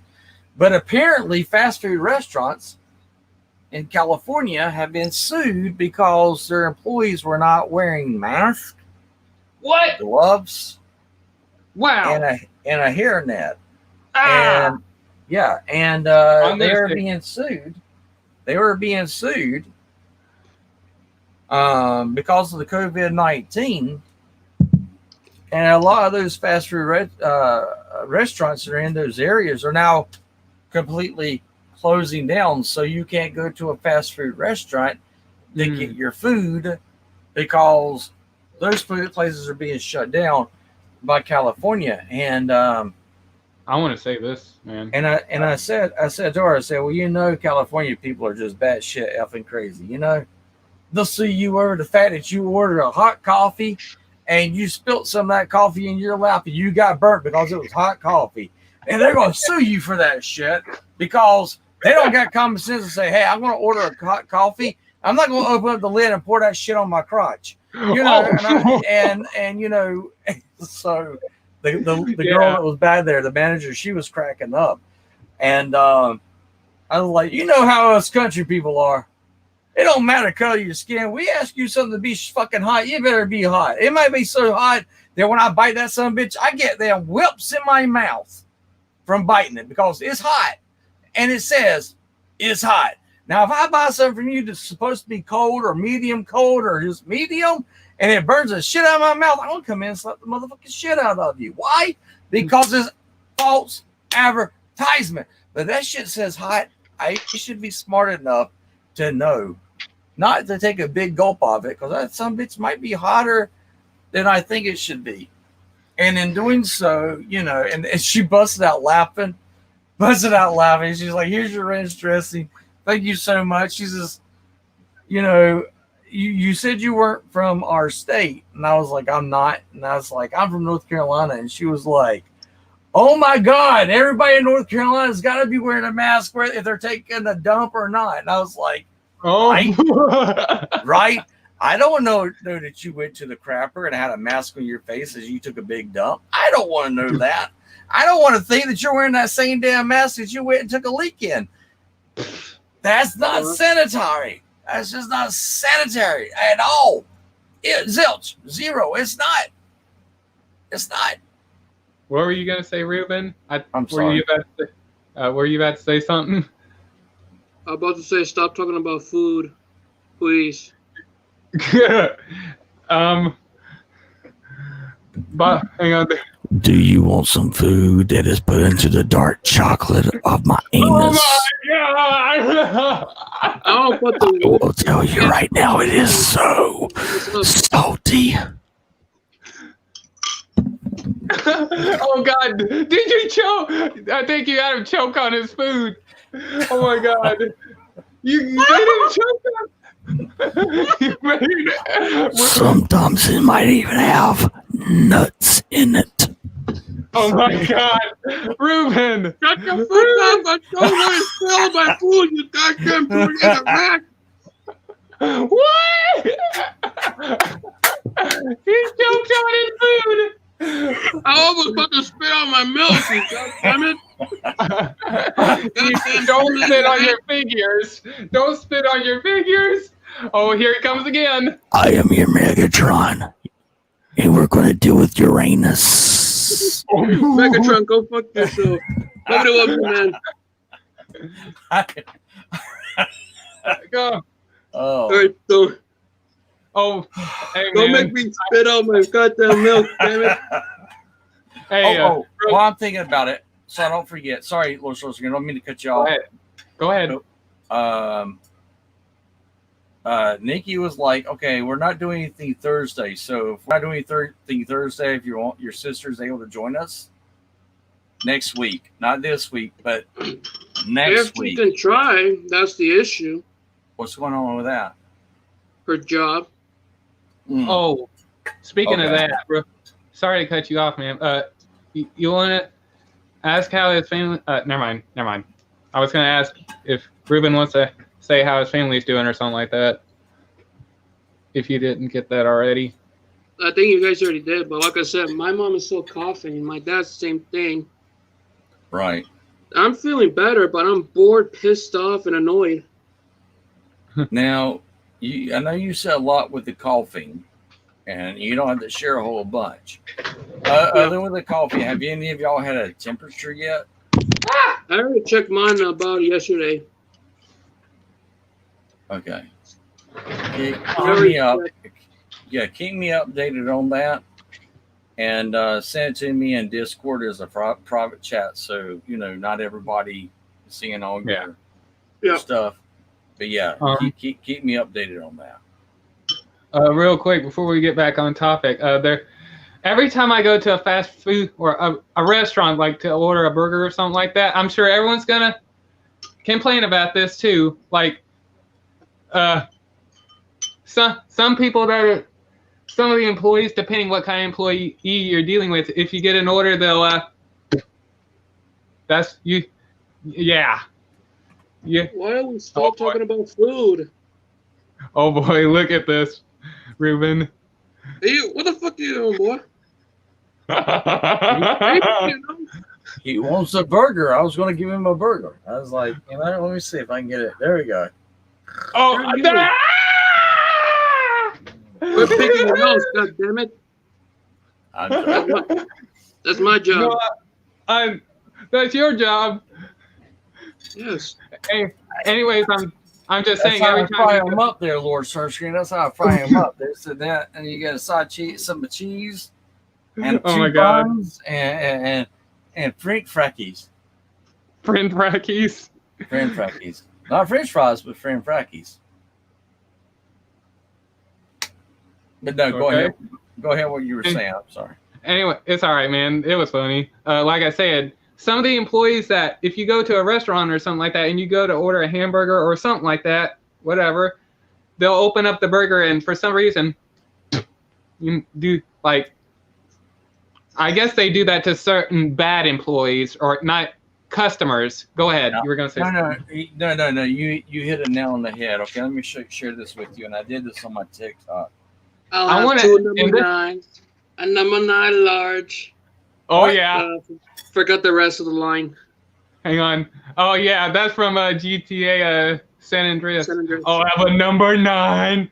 A number 9 large. 2 number 1s with extra dip. I made that one part up just to add the dip. That was funny. With extra dip. That's funny. Hey, man, have you seen the compilations? People actually go into a restaurant and ordering something like that, and oh my God, wow. They actually eat all talking that. about food. Guys, stop making Okay. All right. There's nothing to eat in my house. All of this disgusting school lunches, which are bringing me back memories. Oh. But yeah, ASP, that every time I go to a restaurant to order something like that, that's the thing I worry about is someone doing that. Well, I'm going to share. I'm sorry. Go ahead. Oh, now, okay. I want to share this story. When I went to Sonic, because I like ordering chicken strip sandwiches. Sorry, man. And so I ordered 2 of them. One of them had just the regular salad or lettuce and mayonnaise and the chicken strips and all that stuff. I ate that one, and then when I ate the other one, what did I see in it? A tomato for no reason. A tomato was in it. I was like, what the? I think you paused it. I did. I was waiting till you got done. I was just holding up for a second. Oh, okay, yeah. And all right, go ahead. All right, so you're going to see this girl right here, and this is not Yeah. far away from where I live. Oh boy. And it deals with McDonald's. And I'm going to tell you right now, I love McDonald's, but this is what Back in the Blue has happened. Oh and when boy. I say Back in the Blue, it deals with police. I have family members who are police, I have family members who are doctors, I have family members who are nurses, and I have family members as firefighters. Let me share with you what they're having to deal with. Oh boy. So I told her, I said, don't bother with the food because right now I'm too nervous to take it. It doesn't matter how many hours I've been up. It doesn't matter what I've done for anyone. Right now I'm too nervous to take a meal from McDonald's because I can't see it being made. I don't know what's going on with people nowadays, but please, just give us a break. Please just give us a break. I don't know how much more I can take. I've been here for 15 years and ever had such anxiety about waiting for McDonald's drive-thru food. So just have a heart, and if you see an officer, just tell them thank you. Because I don't hear thank you enough anymore. All I want is just my... What? I'm gonna have to say this. What happened? I'm kind of confused.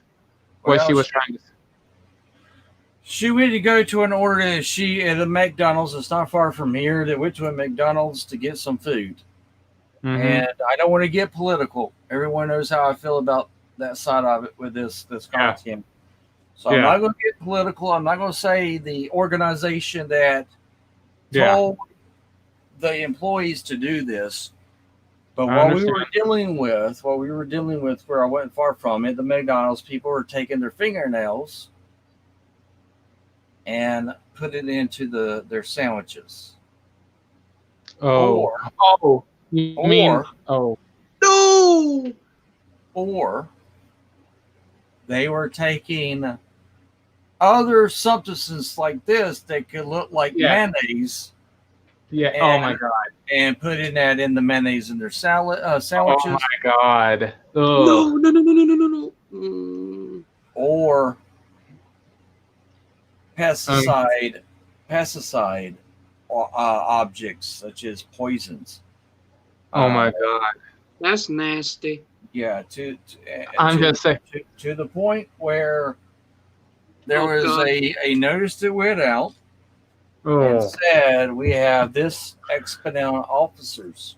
Now, we weren't dealing with the riots where I lived. Yeah. Come on. But this McDonald's was primarily, over 80% of it was a certain ethnic group. And this is what we had to deal with in the South. Now, they were not protesting. They were not stopping cars. They were not,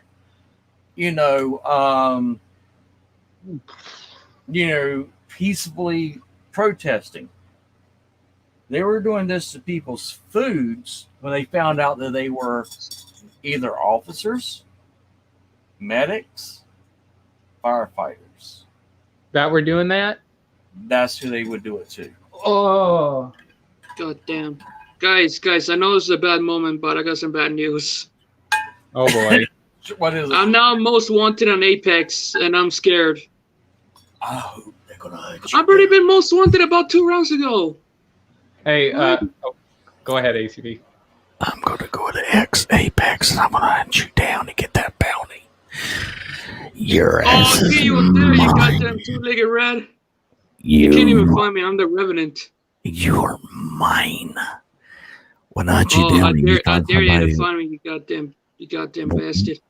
When you have somebody that's either named ACP, Auto, Correct, or Primer, or Romlaka, Star Wars Nightmare, you'll be like, was that ACP that found me? And the answer will be yes. Anyway. Oh, I dare you to find me an Apex, but oh shit. I just used my ultimate by accident. I dare you to find me. I dare you. Oh boy. I'll be like a robot and come in and take away from all your children. If you're a Pathfinder, then I'd rather put you down because I hate Pathfinder. I'll make it easy for you. I'll be the robot. And if you get a robot that comes in and takes away your bounty, and it's a robot. Which robot though? There's two of them. That's the issue. That has the one eye. The Pathfinder. Oh yes, shoot. And I am the Pathfinder, and I find your path. It's over. So if someone collects on your bounty, and it is the Pathfinder robot with one eye. You forgot one thing, the concept of revenue. So if and here's who's gonna find you out. He's gonna have I only have a ranking of 27, but I'm coming for you. Well, guess what? If you see me playing as Revenant or Cossack, you better run, boy, but because I'm about to shock you, silence you, and gas you to death, boy. Run. Unless it's my sister and she comes in and you have Kid Vic takes you out. It doesn't matter which one of you is gonna find me, you or your sister. I'm telling you. So bring it on, motherfuckers. Bounty will be mine. Yeah. Real quick before we get back on topic, I'm just saying when you were talking about the, I'm not gonna do that, but I'm just saying, yeah, that makes me sick right there. What I'm doing right there with my arm. What I'm doing right there, the fact that people are doing that in restaurants, that kind of makes me not want to eat at a restaurant right there. Like the thought of it. I only eat at places that either I know the manager or I know the people that work there. Yeah, I'll agree with that. Yeah, I mean, I'm not going to take a bite of a burger and in my head thinking that did someone do something to this? I'm right there with her. I agree. Like what she's saying and what you just shared, like that makes me sick in the stomach, makes me want to throw up right there. Like, please don't do it. If you do it, then I do it. And whose fault is this? Your Starscream. But I'm not going. Don't worry, man. I won't do it. You better not do it. I swear to God. You know what? This just came to my mind right now, and I want to share this. Think about this for a second. Get back to Transformers. Yeah. And not stay political. Let's get back to Transformers. Yeah. If you take a look at our society now, more than ever, it is divided between one ideology and another ideology. And then you sit there, you look at it, and you see what's happening in the Transformers, where Optimus Prime and Megatron were good friends. Yeah. But now they're not so much good friends anymore. They're just enemies. But yeah, Optimus Prime doesn't have in his heart to pull the trigger, but Megatron doesn't have a chance to hesitate to pull the trigger because in his mind, he's thinking, if I don't pull the trigger, that son of a gun is going to come back later on. After what I do to that individual, and if they survive it, it's going to come back later on. They're going to take me out. Optimus is thinking that shot is going to be able to be brought back to society. And you take a look at what we're dealing with in society, and I'm going to run real quick to get some more tea. But you take a look at what we're dealing with in society. Right now, more than ever, siege is relevant. I'll let you chat for a second, and I'll be right back. I want to say this real quick, man. God darn it. Anyways, all right, hang on. All right, we're on a commercial break right now, so ACP will be back with us momentarily. So please join me with my goddamn mind. When I can't find one single item I can't. Oh, let's go see what's going on Apex right now. I'm going to turn it over to Ruben. I wish I could turn. But I can't because I'm busy. I just need select fire, but no, I'm just found too many garbage. What happened, man? I can't find one hop up. I need select fire. I got a Prowler SMG, and I need to finish my weekly. I need to get 2 or 3 SMG KO. They found a vote. Oh, Please be here. Please be here. And I swear, if anyone find me on Apex on PC, I dare you to knock me down. Oh, by the way, you have a Studio Series Scavenger? Yeah, I have Scavenger. I haven't Yeah, in months. Oh, yeah, I got that one yesterday. Congrats. Oh my god, they're nothing but garbage. It's minus the Golden Sentinel. Oh my goodness. Where is everyone? I need a fight. I got a Prowler and a Spitfire. Did you get... Oh, go ahead. Oh, I just found a purple backpack. Oh. Did you you still have a bounty on you, or? Yes, I'm still most wanted. I'm scared. My heart is pounding so fast. Find a place and let them come to you. No, I don't want to lose. Okay, thank God I'm not playing rank. Oh. Well, I have to play casual first because my game sometimes really crash, which I hate it. Welcome back. And welcome back to their show. And ACP is back right now, so I guess we're going to be off our commercial break, so let's turn it back to the show. Yes. Sorry about that. Oh, God.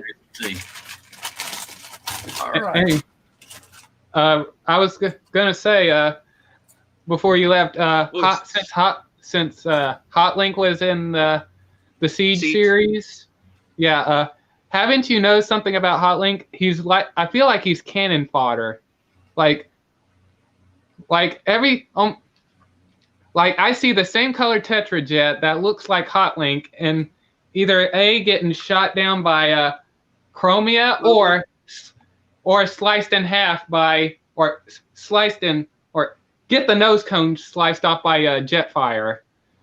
Oh, that's nasty. No, I thought the same thing. I was like, man, every time I sit there and said, oh my God, that's Hotlink. And then Hotlink is getting cut in two. And I was like, oh my God, that's Hotlink. And it's not.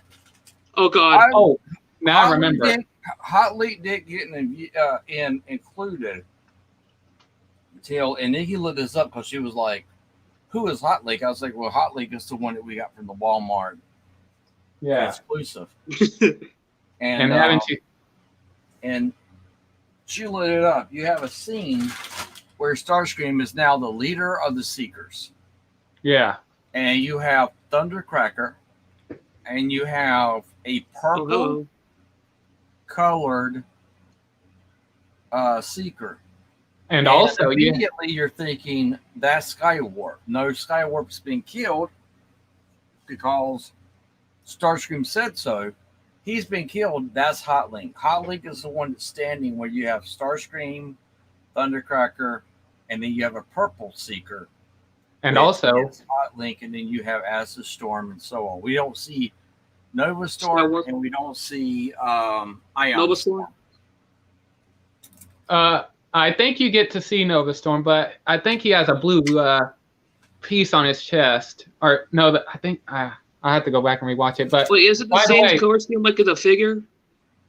I'll have to go back and rewatch it. But when Starscream is talking about, or in the arena, when he's talking about Megatron's going to convert all the Autobots into Decepticons, and Starscream is having this discussion that it's disgusting.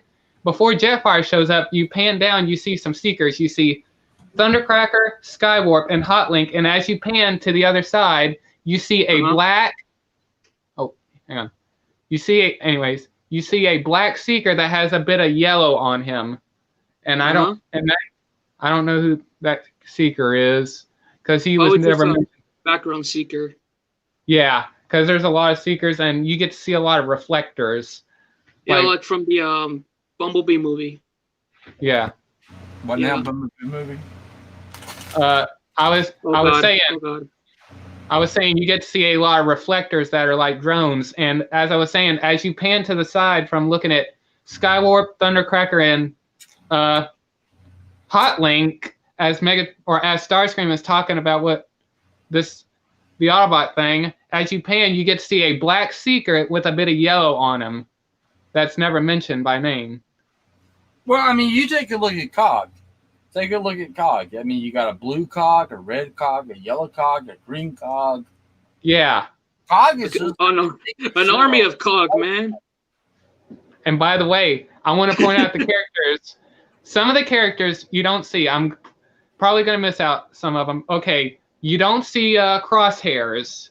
You don't see Springer. And you don't get to see Six Gun. Blue Streak? I did not see a Blue Streak or Smoke Screen. Unless they're somewhere in the background, I didn't notice. But there's probably there in the background, just like the other Transformer characters from the cartoon.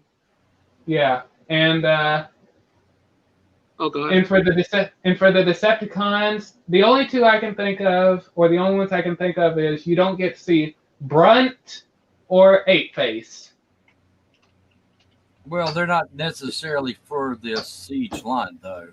I know they came out with the Siege line characters, but it kind of made me think. Okay, we didn't have Astro Train show up to the very friggin' end, and why he's big. I mean, what do we see of Astro Train? Let me take off my headphones.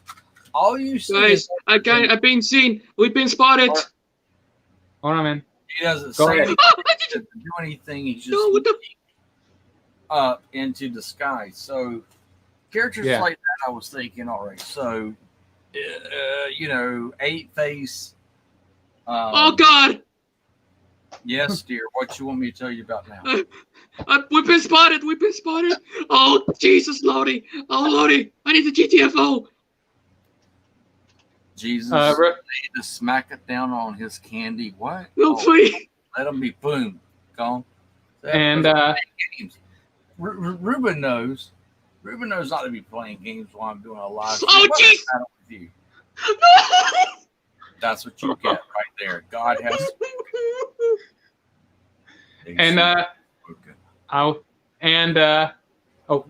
This is God speaking, Ruben. God, nobody likes you. God is speaking. You are messing with my prophet, ACP. Get off your game. Oh my God! Beat my record.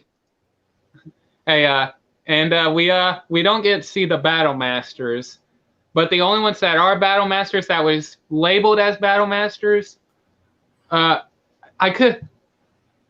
Masters, and I forgot the other ones that are called. But you get to see Ravage I think these are Battle Masters. The cassettes. The only cassettes you get to see, you get a cameo by Ravage. I think you only get to see it once. Actually, I think you see him twice, and you get to see Laserbeak. I think those are considered those were called Battle Masters, or Micro Masters. You did see Ravage, you did see Laserbeak, and Buzzsaw. But the problems with, and I know they were labeled Battle Masters and Micro Masters. Right. Yeah, you don't get to see those. Before the whole series came out and we were on Solomiss's channel, or it might have been this channel, I said, I'm getting a feeling, I had a feeling that, I was wondering, are they going to include the smaller bots, like the Battle Masters and the Micro Masters? Well, I mean, did you see any Battle Masters that was a hammer? Did you see any Battle Masters that was a gun? They transformed into a gun? I did not see that, but I think the Battle Master we did see when Ultra Magnus is being taken to the graveyard, I'm going to call it. There's some statues, and there's one in the background that's holding an axe-looking thing that I forgot the name of that Battle Master, but it's the one that turns into a pterodactyl. Yeah, a pterodactyl, and it's just no. Go ahead, man. I'm sorry. I hate to interrupt, but I want to go ahead and put this out there. No, for me, it was not. I thought the same exact thing. When you see the pterodactyl Battle Master, and he has the two parts to come off of him, well, a lot of you are sitting there thinking, "Oh, that's the axe. He's laying the smack down on his candy ass with the axe." But if you actually have the figure, you transform it and put it in the exact mode it's supposed to be in. It's a pickaxe. There's a point here and a point here. What you see whenever Megatron takes Ultra Magnus, to the area. Leave it to Optimus to sit there and hide underneath his mentor. And you see this axe that's on one of the statues. Yeah. And then later on, you're going to see Optimus Prime trying to get into the rust, the sea of rust and whatever. And you see him going in there, and you're going to have two Seekers that come out of fucking nowhere that attack him. And then all of a sudden, Optimus has an axe, and he hits it in their chest and their head. Yeah. I mean, he hits it from A, B, and C, so to speak. And then he blasts the other one away with his blaster. That same axe, and this is what I want to say to Solimus. I wish he was here. That same axe, and I hope he understands that when I bring this up on Monday, why I'm very passionate about this. Yeah. That's the same axe as you see in the statue. It's not the pterodactyl that head folds down. All of a sudden, he's got these two sides. It might be an axe, but then you fold his wings out. He turns out to be a pickaxe. Because Nikki was like, "Oh shit, man, that's your green battle master," and I was like, "Well, fuck, man, I've missed this." So I rewound it, and Nikki was like, "What are you doing?" I was like, "I really want to see, even if he's just a statue, I want to see that my battle masters has got some type of honor being shared here." Okay. And you do this, do what I did, rewind it.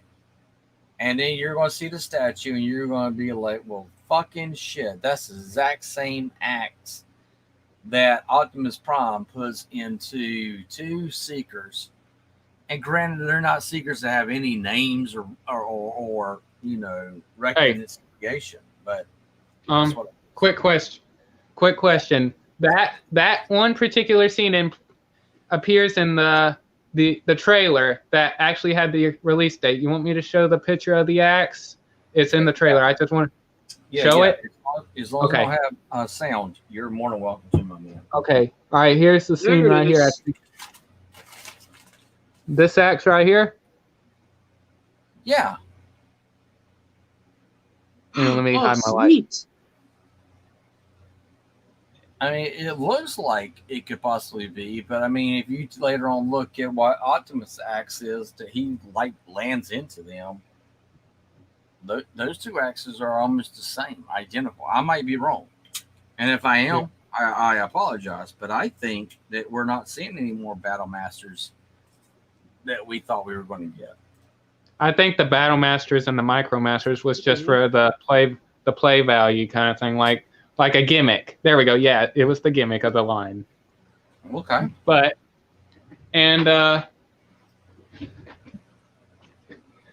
don't you think it should at least be, even if it is a gimmick? I mean, even back in the day, if it was a gimmick, Hasbro in some way, shape, form, or fashion showed it off. Oh, yeah. No. And I think it's funny on the. All right, I want to point out the voice actors. All right, and I want to point out something from Beast Wars. I'm gonna get to that in a minute. That just I heard of this morning. Okay, the voice actors. The actor that plays Starscream in Siege was also the same actor that played Starscream in the Combiner Wars series. Okay. That's the same. Yeah. And the Megatron in Siege, the voice actor that voiced Megatron in Siege is the same Megatron from the Combiner Wars trilogy, also, the Prime Wars trilogy also. Prime Wars. Yeah, Prime Wars. And Optimus Prime is the voice actor for Optimus Prime is the actor from Cyberverse. It is. Really? Yeah. And oh god. Yeah, I wanted to point that out. I can't think of it. Oh, and the voice actor that plays Windblade in Cyberverse, and I guess the Prime Wars. Yeah, she voices RC in this. Damn, I didn't even notice that. And this morning when I woke up, I saw a video on YouTube. The voice actor that plays Optimus Primal in the Beast Wars and Beast Machines and all that. He's criticized. Well, it's his own opinion, but he does not like the series, or I think it's Optimus Prime, the voice actor. God. I could be wrong. He's not a big fan of the series, so I guess since it's because he's not a big fan of the series because everyone was thinking, "Oh my God, we're going to get an adult version to G1." And I want to point this out. I want to say this real quick. Go ahead. Sorry, man. And it's even like me.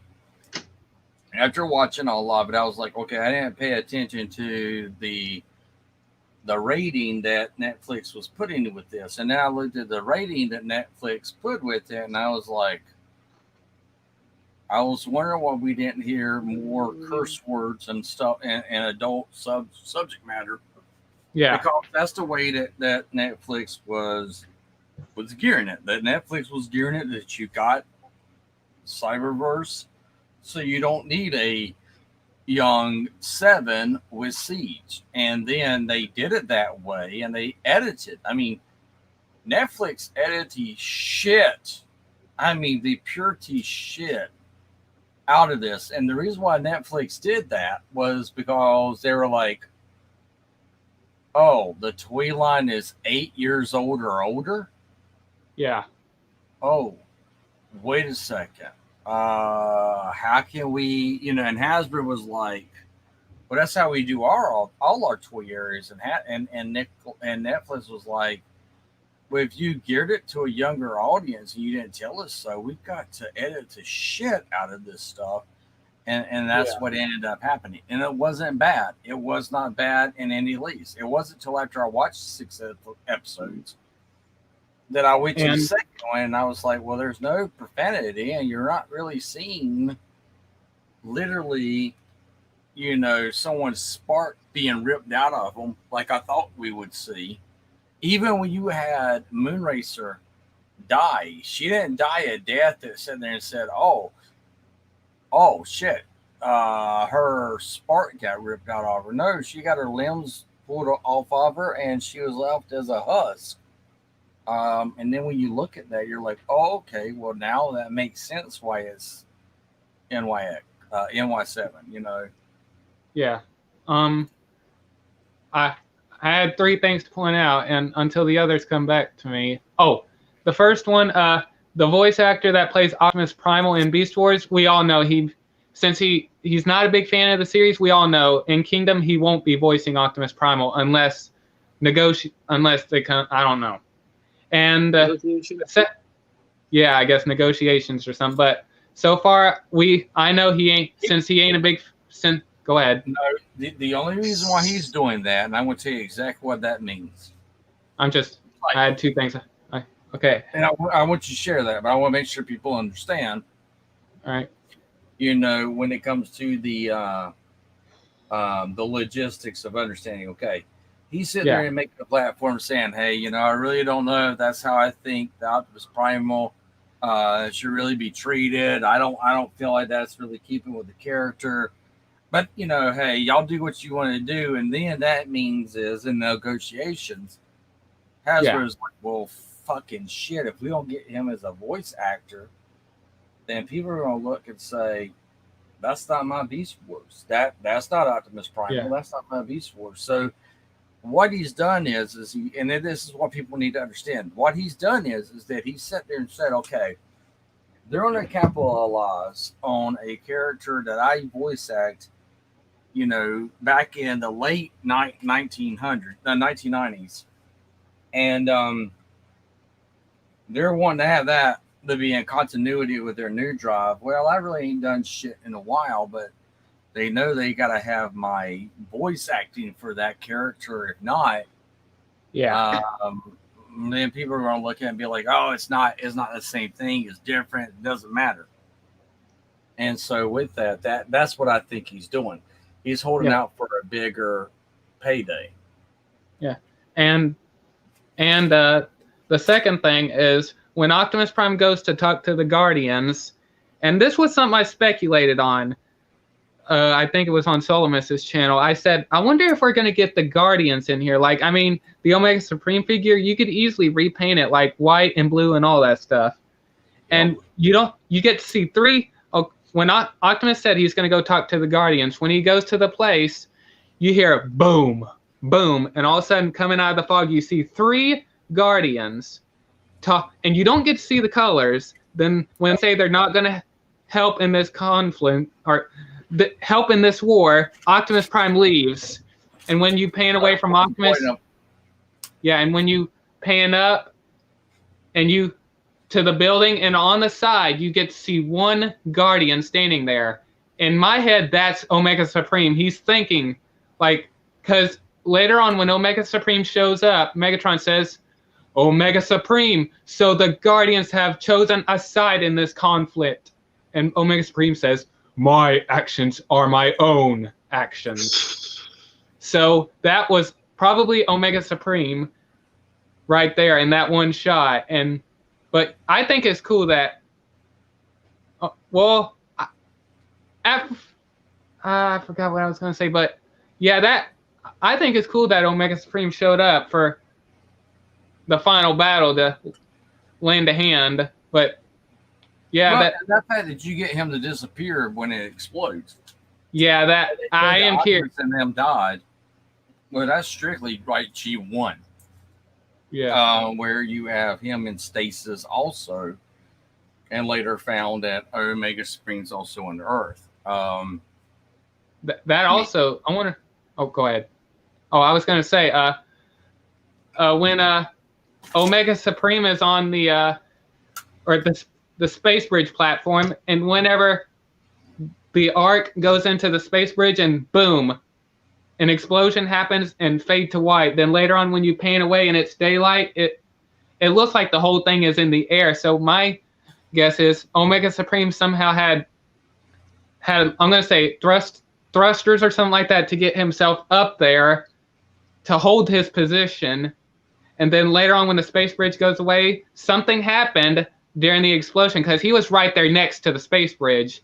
He might have fell right down to the ground, and that might explain where he went and disappeared. Because the Decepticons started firing at him so many times they could not even put a scratch on him. Omega Supreme was firing his lasers, smacking Seekers out of the sky and everything. They could not land, or they could not even put a dent on Omega. Oh, yeah. And we got a guest here, so I just want to welcome him on here. How you doing, Firebite? Hello? I think he's muted. Oh, okay. Yeah. And anyways, go ahead, man. Yeah, what ends up happening is you have this thing with Omega Supreme showing up, and he decides the 3 Guardians. I mean, Optimus brought up a very valid point. Now, I'll be honest. When I was watching it, I sat there. Let me tilt my camera down while I lay back. I sat there and said, "Oh,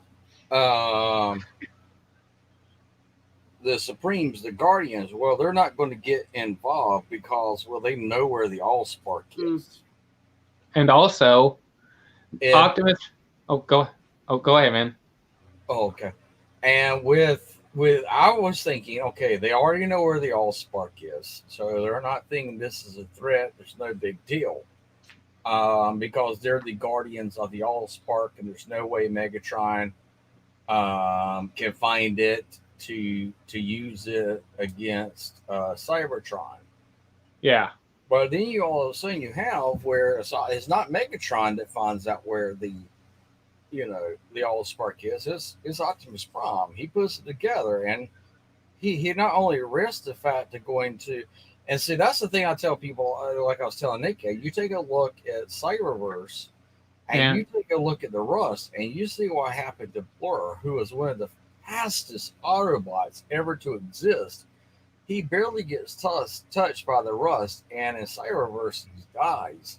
So if that's the mentality they're going with the Sea of Rust, then that would be that no Autobot would be dumb enough. That's why it's only the Seekers and Aerobots that have ever been able to map out the sea of rust.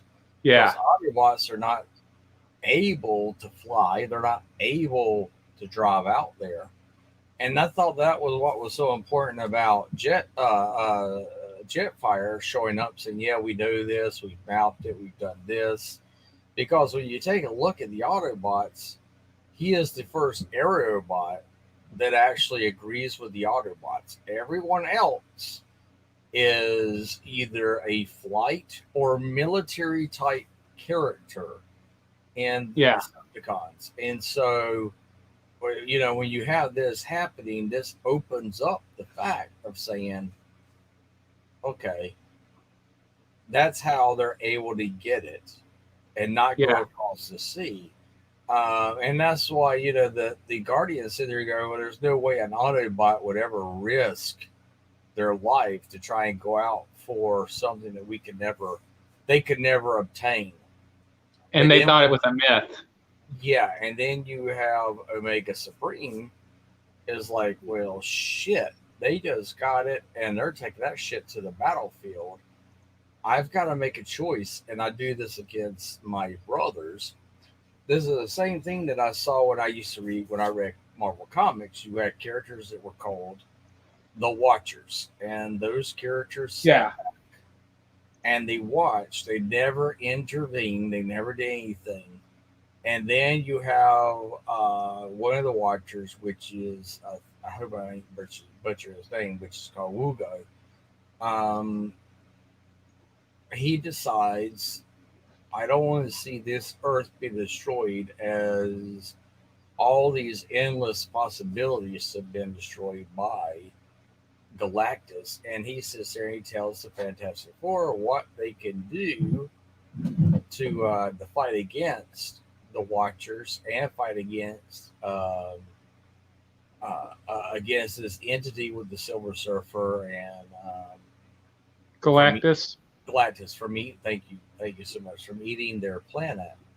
So when I saw that, I was like, oh man, they're going on that old thing. And because that's where it came into Transformers mythology, is that immediately you're thinking that the Guardians and so on was something that was Hasbro's creation.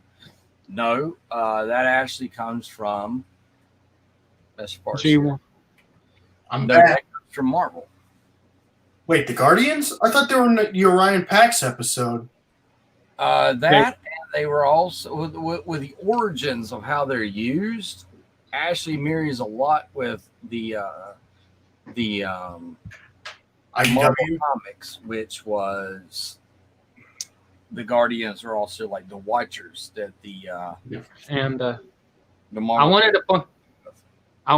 I wanted to point this out. There was when you get to see those three Guardians in the fog, you don't get to see their colors. And when Optimus Prime is trying to convince them to help, and then the fog closes in and hides them, and then Prime turns around and says, "What is the point of the Guardians? Their job is to protect Cybertron." And when Prime leaves and you pan up to the building and you turn to the side a little bit, you see a Guardian just standing there. That was Omega. Yeah, and like I said, that's Omega Supreme. And whenever he heard that, he was trying to make a choice. I have to make a choice. Do I help in this war, or do I stay with my brothers? He left his brothers to help the Autobots, because if it wasn't for Omega Supreme, I'm sure the old Spark would have never went through the space bridge. Yeah, but hey, we're talking about the Sea of Rust. Remember when everyone thought Hot Link was a zombie? Yeah. Oh yeah, absolutely. And it was just a random background guy. He's cannon fodder in there.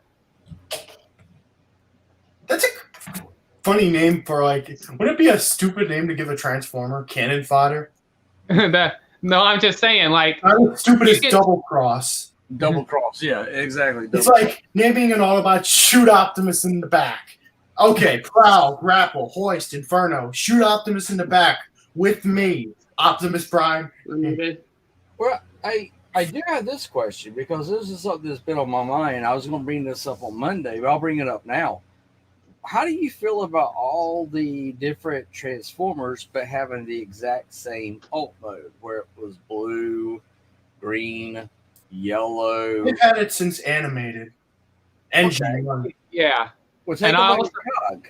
How many cogs do you have? You got a red cog, a yellow You cog, got- a blue cog.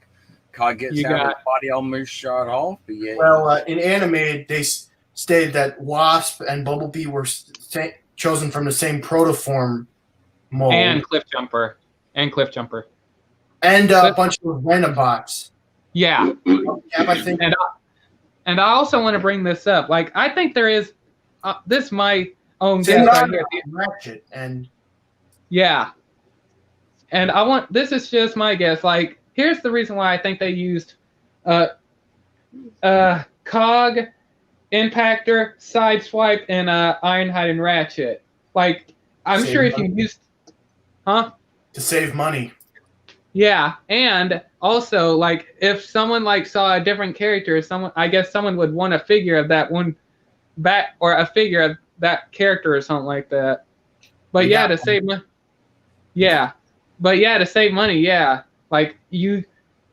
What else you gonna do? You gonna try to make like thousands or a few redesigns or something that looks different or something like that, like Well, that. They've been doing it since G1 with the Seekers. Like, why have different designs when you can have two of these? all right. So we got a Cliff Jumper. Clearly, a Cliff Jumper that was red. That had the horns. That And was what- relaying the message. And I don't think that was a Cliff Jumper. That's It's why I want. the head's the too head. round. well, that's Yeah, what I'm that- saying. Yeah, the head's too round to be. He was head- red with horns. Yeah. So The is head Bumblebee. look. I'm sorry to cut you guys off, but the head looks a little bit like Bumblebee's a little bit, Oh, but it's not Bumblebee. It's Yeah. absolutely Bumblebee's head. I mean, that's what I'm saying is that becomes as a creator that becomes problematic because I look at that and I go, okay, are you insinuating that that's Cliff Jumper, but yet you got Bumblebee that's not this off screen, and we're just gonna paint him red, but make up for that aspect of the story. You got how many cogs sitting down doing the work, and how many cogs jumped on the back of somebody that became multiple guns? Yeah. You know, we never saw Cog's op mode in wheel form. We saw Cog as multiple guns. I want to say this. We don't get to see a lot of the Autobots or Decepticons transform because of money also, because the transformations also cost money too, from what I heard. I If will I'm make not an mistaken. argument. Go ahead. On Cybertron, they don't need to transform because they all know what they look like. On Earth is when they really need to transform. That's where the robots in disguise thing comes in. Yeah, and yeah, I seen a lot of people criticize this. Like for an example, RC, Cog, and Bumblebee when they went to Sound Blaster. When they went to Sound Blaster and they got to get the Energon, they needed. And by the way, one of my favorite lines is there from Bumblebee. Instead of making a deposit, I think I'll make a withdrawal. That was funny. I like how you said that. I like how Sound Blaster's like, just a failed clone. Come on, Sound Blaster. We can make a deal. That brings No up deals. How about now? Go ahead. Sorry, man. Go ahead. No, that brings up this point here is that okay, you've got these clones. Well, what makes it a clone? If you've got so many cogs, you've got so many side swipes, you've got so many of these other characters with the alt mode, what's a clone and what's not a clone? What makes a clone in the Transformer continuity? Because in all honesty, you know, he could have easily been an alternative to Soundwave. Go ahead. Go ahead. Well, I think it, because most of the random guys are like shrouded in dust and stuff. We don't really see that many of them up close. But no. If you look at the ones that Ratchet's fixing, he's got a blue Side swipe. He's got another red side swipe. He's got another green side swipe. He's got another yellow side swipe. He's got a reflector in there and a seeker that doesn't have his wings. Yeah, and Maybe it's Scrap Face. what's that? Maybe that. Scrap Face. Oh, He didn't show up at all. I don't think.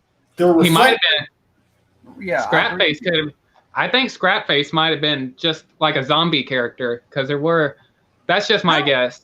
Well, I was wondering that too because I made that mistake with Mirage and was saying, okay, with the yellow eyes and what I've That seen was my with favorite part. Yeah. I like the part. Reflector. I like the part when Mirage gets stupid messages. I like it when Mirage jumps on the ledge, 3 reflectors show up, and then he multiplies into 3, then jumps right after him. That was funny. That's more of a hound thing, but still. Mirage? It makes sense. Mirage, like, they're not real. Like, I say it's more of a hound thing, but that's what I've always wanted. 3 reflectors trying 3 of an Autobot. That's basically how I see Reflector. The main one has the little camera on the chest, which you can see, too. Yes, Nikki pointed that out. Nikki pointed it out big time. She was like, with Refractor, only one of them has the camera lens on his chest. All the others do not have anything like that, and it's like, him creating clones of himself. But then the problematic that I found with that is that, yeah, that's great. You got these 15 refractors that's got their guns holding down the Autobots, but at the same time, we're told that Sound Blaster and Soundwave, that he's a clone of Soundwave. And I look at that and I go, okay, how's that possible? What makes a clone and what does not make a clone? Shockwave. Yeah, with Shockwave and he made Sound Blaster and he made Sound Blaster and called him defective and well, because he has Buzzsaw that he sits there and says, to the point where I was willing today to make sure that Nikki got it because when she saw him, she loved him and she's like, I want his action figure. Absolutely. Oh, it exists actually. Yeah. I've been meaning to get that one. So I did her a special order today to make sure I got that one that's going to come in a couple of days. But at the same time, I look at the Cyberverse universe and I go, well, how many sound waves are there? They're from other dimensions, though. Okay, so we have these other dimension sound waves. Well, what makes a clone? What's the difference between what Refractor does? What is the difference between how many COG versions of him that's out there? How many Sideswipe versions of him that's out there? What makes a clone and what makes it an original? That was the only problem out of the whole series I had. Well, again, with Cyberverse, they've established other dimensions. That's where remember the Unspace episode where the Quintessons send the universe to the Cybertronians? It's kind of like that, but I say this about the generics. They're just generics. There's probably different bodies. Again, like I said about Bumblebee and Wasp and the whole Bumblebee even said it himself. Like, there's like different forms they take. Okay. That was real quick. I'm sorry to cut you off, man. Go ahead. No. Go ahead. No, I'm done. No, I was gonna say like some of the. I want to think of it like this. Like, all right, there's multiple side swipes or different colored side swipes and hounds and all that on board the Ark because Ratchet probably went back to his the theater. That's what it was called. Got his wounded soldiers and brought them back to the Ark. So think of it. I'm going to think of it like this. Like maybe some of them are grapple and hoist, but in protoform stage. They haven't selected because if all right, for an example, Sideswipe. I'm going to use one of the clones of Sideswipe. A blue Sideswipe. Deep cover. Yeah. Like for an example, blue Sideswipe is hoist. And when he scans the truck, he'll get a different body kind of thing. He'll get that they could be like they could have like different names, but they haven't the body of the G1 yet until they get to Earth and scan those vehicles. Okay. Yeah. Okay, so you got these alt modes that they have it transforming into. Yeah. I'm totally on board with that, and I think that's a great, hypothesis dealing with these guys. But let's just take a look at the characters that we know we got multiple versions of them. Okay, let's take a look at the one that stares in the face like a pink elephant in a room. Okay, the Seekers all look like Starscream. Okay. Then from there you got the refractor, which none of them, only but one it looks like has the circle in his chest. All the other ones do not have that. So Yeah. well maybe he's the original. All right. Well, now we're going into the Autobots side of it, because this is something that Nikki mentioned to me that was very, for her, which was very problematic. And after she pointed it out to me, after I had my geek out, it became problematic for me also.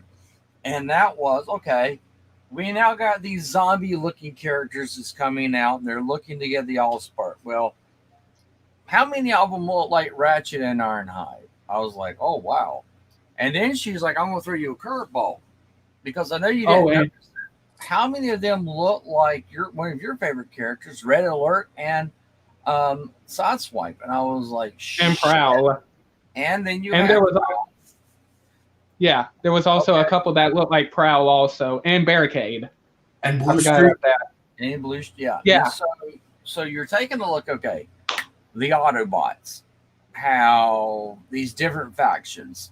Does that mean that these different factions look all the same, but they all have a different name? And if that's the case, I'm okay with that. I can say, okay, I get it, understand. Is problematic, but I get it. But the one thing that was something that stood out like a redheaded stepchild to Nikki was she was like, why is it that we have Soundwave and then we have the Sound Blaster? Yeah, that's what I'm saying. Sound Blaster. Now, well, they're not the same character, nor are they from the same faction. Technically, it's a failed clone of Soundwave with a different logo on his chest. She's like, then why are the other ones that let's say there's going to be a Sideswipe, there's going to be a Red Alert.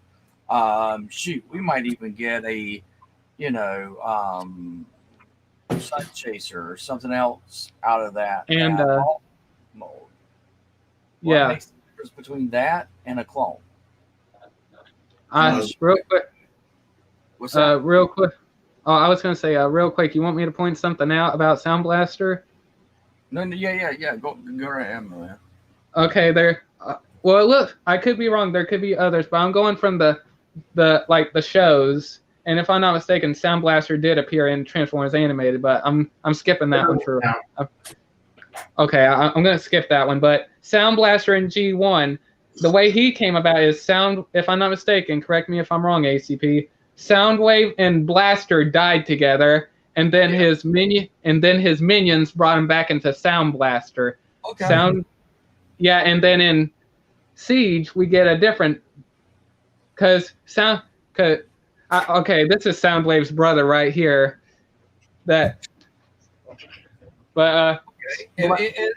Sound Blaster in this one, his origins Bumblebee said it like he's a failed experiment of Shockwave. So like I was saying, Shockwave might have experimented on the Reflectors, the Seekers, and Soundwave, trying to make all kinds of clones of Reflector and some of this in the Seekers also, and he tried Soundwave, but it failed. Just wanted to point that out. Then why does the Autobots have so many different cogs? How many is the Autobots have? Auto Troopers? Okay. Thank you. Well, let's go that route then. Let's go that route then. Because why is it that you don't have multiple versions of Megatron? Why do you not have multiple versions of Optimus Prime? What makes them special that you don't have multiples of them, not clones, but multiple of them within this universe? Because Because I got a theory. Let me get yeah, this go out. ahead. Why Okay. why is it okay for Soundwave to be a clone? What makes Soundwave so original that there should be multiple copies already in existence out there, including Shockwave? Because Starscream is a unique character, but yet Yeah. the Seekers have multiple alt modes that look the same but different colors, and you Yeah. have Jetfire. Why is it that Jetfire is a standalone character? He's the leader. He's the leader of the Seekers, and Megatron and Optimus Prime and So was Bumblebee. the leader? Because I mean, if you take a look at Bumblebee, he's got a lot of other ones, such as the red Bumblebee. I got a theory, actually. Okay. Go ahead. You know how Megatron? I have a theory that Megatron may have been a gladiator in this universe, but then was moved to the mines with Impactor. Now, Impactor, for example, you see different Impactors there. They could have been former mine workers. That's where the rebellion started, in the mines. Yeah, Impactor- that. Now, Yeah. now, keep in mind, Ultra Magnus, White Optimus Prime. And if I had to guess, maybe there's an Orion patch turned into Optimus Prime by Alpha Trion.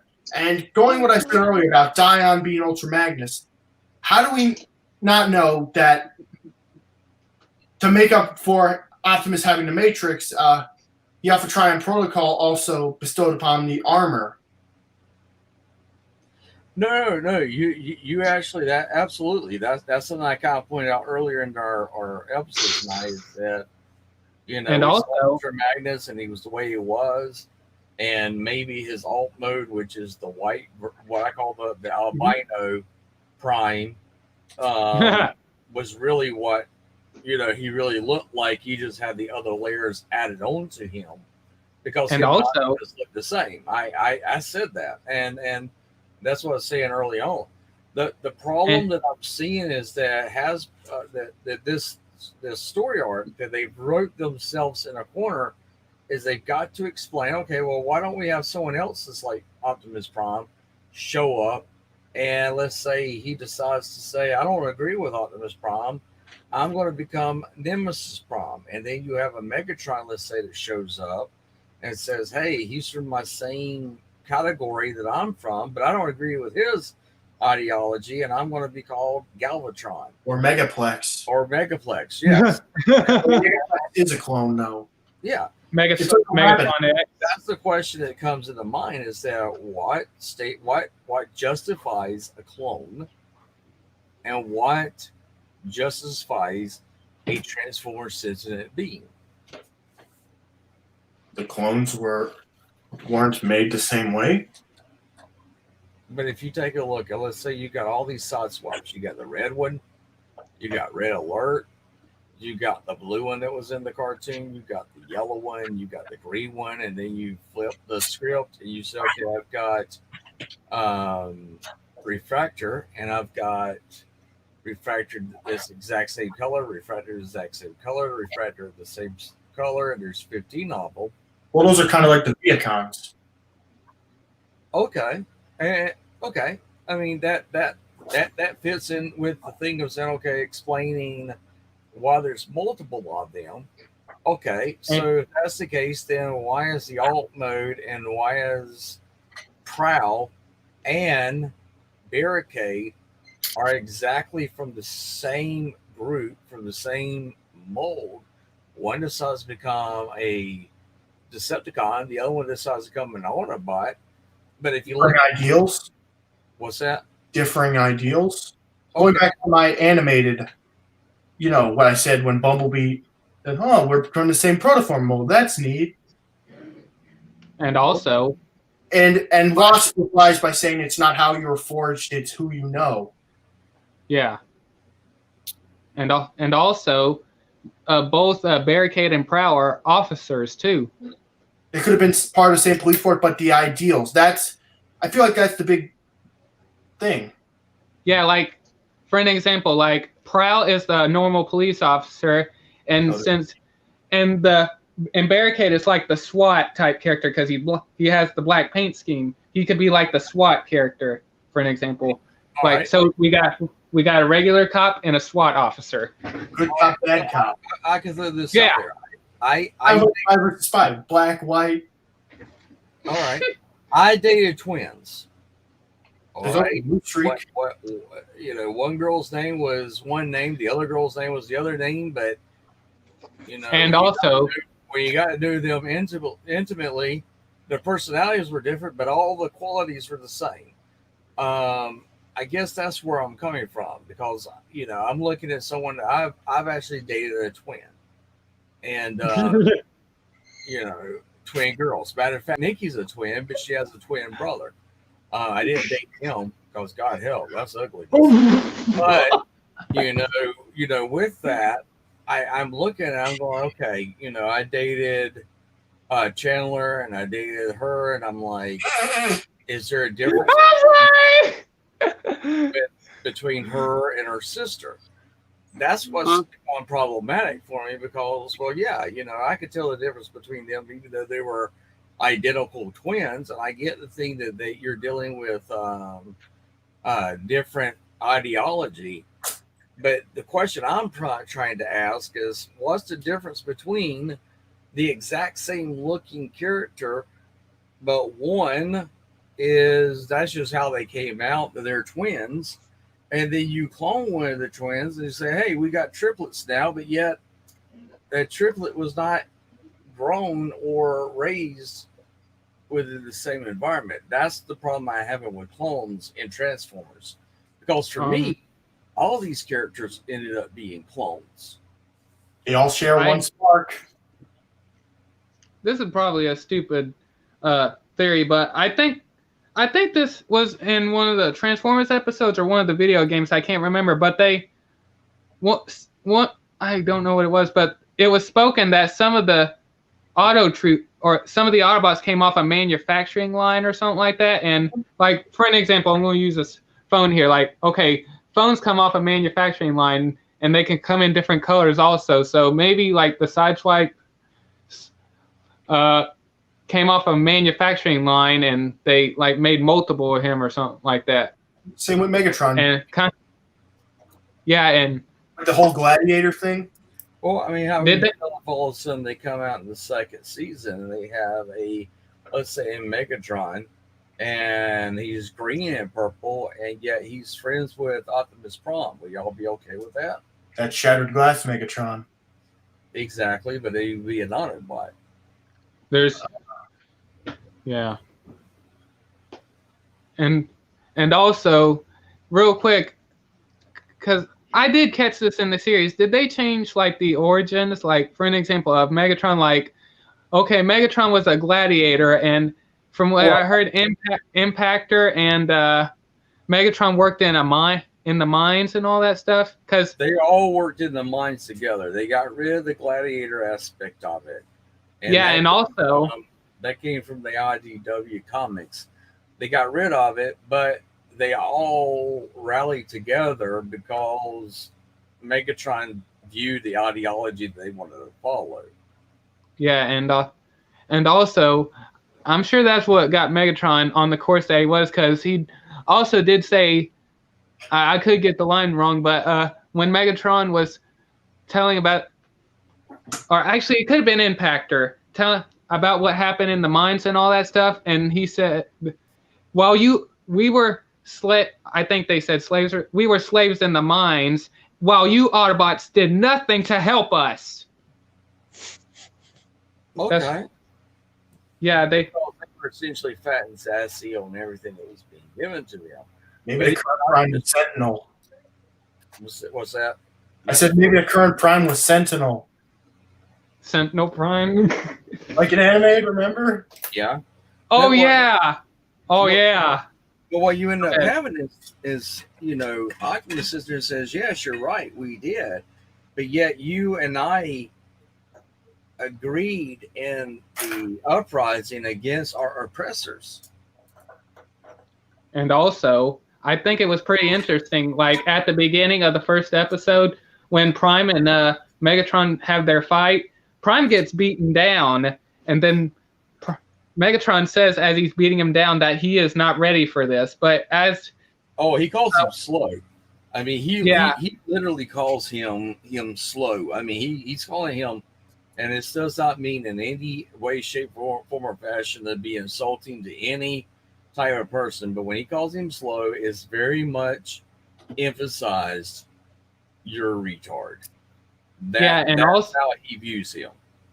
And also, from what I heard, the people that are making the series said that this is not the Optimus Prime and Megatron that we all know from like the series, because they're gonna build up to the characters that we know them as today. I'm gonna be honest. I totally disagree. I totally disagree on that level, because if you take a look at IDW and you take a look at the UK and you take a look at Transformers as a whole, and also it goes back to DreamWorks, Dreamwave, thank you, where these individuals sat there. Thank you, sweet things.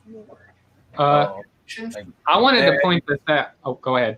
They sit there and you know, they're saying that, okay, here's A, B, and C. But when I took a look at this, I was like, no, Hasbro definitely cherry picked what they wanted this story to show, to the point where, yes, there's this very fine line, very, very, very thin line of what people's going to associate with these characters.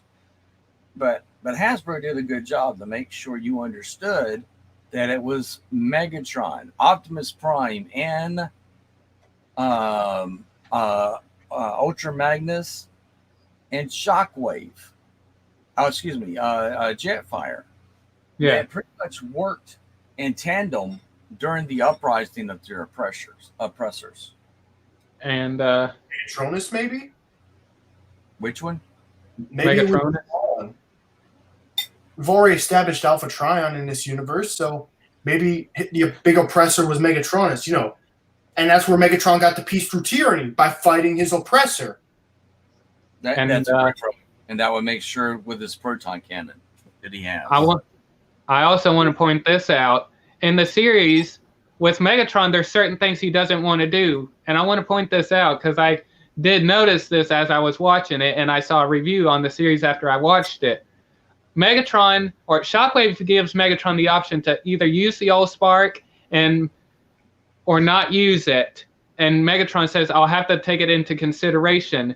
And Starscream was like manipulating Megatron. I heard this on review that Starscream was trying to make him more evil and more different or something like that. And Megatron did not want to go.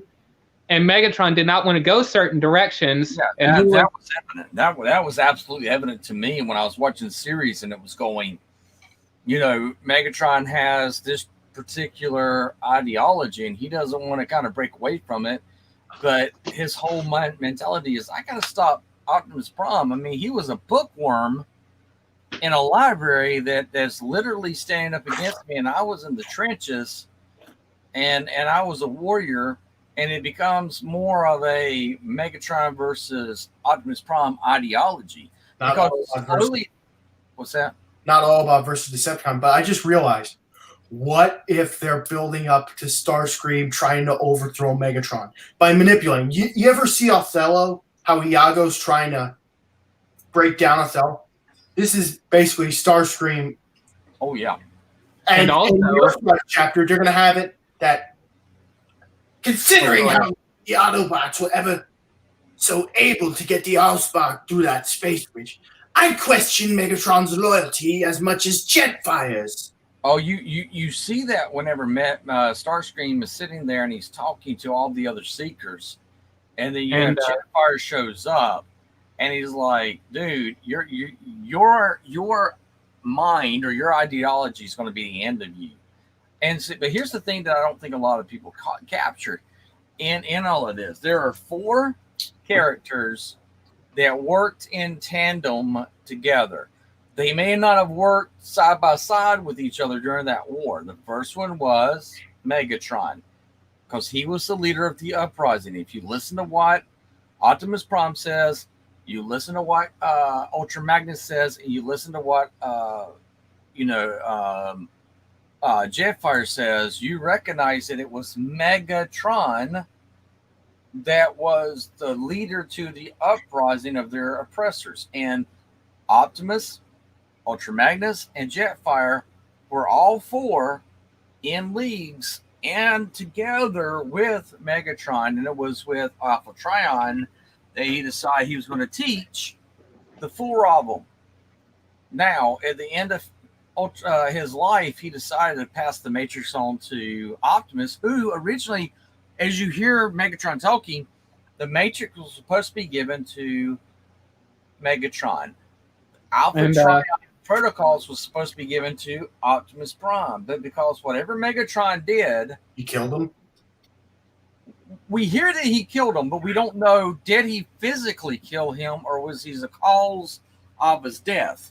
Because whatever it was, even Megatron never said, I did not kill him with my bare hands, and he did not say he didn't kill him with his bare hands. He just sit there and told Optimus Prime, you are an idealist just like our teacher, which was Alpha Trion. Ultra Magnus gets the Alpha Trion, I call it Enigma, but I know that's not protocol. He gets the protocol. Optimus gets the Matrix. And so when he has the Matrix, those two, he decided that two people could not house both. And then you have Jetfire even later on saying, this is not what I signed up for. I agree with you 100% on us doing A, B, or C. But now you're talking about genocide, and I can't get behind that. And you see that Jetfire is the last man standing that Magneto went to war with, and he considered brothers. He considered four individuals brothers: Optimus, Ultra Magnus, Jetfire. They were his brothers. And then from there, you start to see people like Starscream, the second generation, blowing up his ego. I also want to point this out. I think it's funny when Jetfire says Starscream should be on patrol, and then he takes off. I think it's funny when Megatron walks up to Jetfire, he says, Starscream is just a tool. Yes. That was... And to me, that was establishing his ideology of all Decepticons. They were all tools to achieve his ultimate agenda. And also, two things. If I'm not... Jetfire left the Autobot, or left the Decepticons because Megatron was going a different direction, because Megatron wanted to win the war with honor. And since and when Shockwave was talking about how they could use the Allspark to reformat them into Decepticons, Jetfire said there is no honor in this. None. And then when Skywarp and Jetfire find the location of where they're at, Skywarp says Skywarp says we should go in there and take them all out or call for backup. And Jetfire says we should give them the option to surrender. And then the turning point for him was when Megatron killed Ultra Magnus. If you take a look at that moment, after the death of Ultra Magnus, you see right there, it had nothing to do with Skywarp. It was, he was going to do Megatron's bidding. He even agreed to do Megatron's bidding. And then Ultra Magnus was dead, and he's like, this is not who I chose to follow. Yeah. You know, and we all rallied behind Magneto when he went up against our oppressors. Magneto? He's become our oppressor. What's that, Master Four? Magneto? Oh, sorry. Megatron. Jesus. I think you're getting I was reading X-Men today. I apologize. Thank you. But Megatron. Correct me if I'm wrong, like, I feel like this is a total different Starscream. Like, for an example, Megatron, he's using his soldiers as tools. And that one part with Starscream, whenever Skywarp landed and he rushed Starscream rushed to see what happened to him, and whenever Skywarp just died right there in front of him and he had that jaw drop moment, it got me thinking, does Starscream care about the soldiers and all that stuff? And Megatron is just not even given it, excuse the language, he just doesn't care about what happens to them. Go ahead. That goes back to what I was saying. And this thing that we finally do see factions. We see you have a group of characters that look like cogs, and they're all the same character. You got a group of characters that look like weaponizers. Yeah, weaponized. You got characters that look like Ironhide and Ratchet. And so they all kind of look the same. At that moment for me, because that's why I was bringing up the thing, what's the difference between a clone and a character that looks just like you? What's the difference between that? So I hope that's one thing I hope in the series that they address, because to me that's a big plot hole, just gaping wound out there. No, when Starscream saw that a fellow Seeker died, he was like, has nothing to do with the clone. It's the fact that Megatron did not care that one of my people died. But he did question Jetfire if he did do that or not. And also, I think, and here's what I thought was pretty funny. When Bumblebee, Cog, and RC go to see Sound Blaster, and they have to go through a checkpoint. They have to go through weapons check. And later on, when they go to make that withdraw, Cog is a weapon. He's guns. They did not consider that. And all of a sudden, RC has these big guns pointing right at him. I just wanted to point that out. That was funny. The loophole. I thought it was a loophole too, dealing with the clones and characters that look exactly like them. But I sat there and thought about it for a second, because Nikki and I talked about that. I was like, they're checking to see if there's any weapons on him, and then Cog becomes an ultimate weapon. And Nikki sat there and she said this. She says, okay, Cog becomes the ultimate weapon. He's not automatically registered and shows a weapon that actually has bullets. But when he transforms, automatically certain parts of his body becomes the bullets, and he can replenish those later. But at that moment, he's releasing that energy to kill, to cause those havocs to him. And she says, I think that's how he survived with that big gaping wound in his chest, because it was easier for him to refix himself, because he's used to allowing parts of himself to become firearms and firepower. And I was like, oh, not, man, that actually makes a shitload of sense, because I saw that plot hole too. Nikki came up with that in the second time we saw it, because that bothered her too. And she's like, oh, well, remember that big gaping hole in him? I was like, yeah. She's like, well, then he's able to fight later on with no problems at all. Maybe parts of his body is little small increments that becomes the actual shells to the bullets. And I was like, holy shit, she's absolutely right. That makes absolute, whether Hasbro intended that or not, that was how me and my wife was able to sit there and go, okay, this is how this makes sense to us. How this makes sense. What do y'all think about that? My mind's blown, but it really gets crazy. Like, this show has amazing lore, amazing details. Like, it's like the opposite of the Machinima series, or the Machinima series. Just a theory, a Technobot theory. I also want to point this out. Mirage, whenever they're at the space bridge, and I think it was funny, Impactor says, how are we supposed to hide a freaking space bridge? And Mirage comes along and just puts his hand on the floor and projects this big hologram as if nothing is there. And Mirage nearly kills himself, because they did, I think Ratchet said, or Sideswipe, he said, Spark. Yeah, he nearly his Allspark. Yeah. And he tapped into his Allspark. That was a thing for me and Nikki that we went back to and said, wait a second.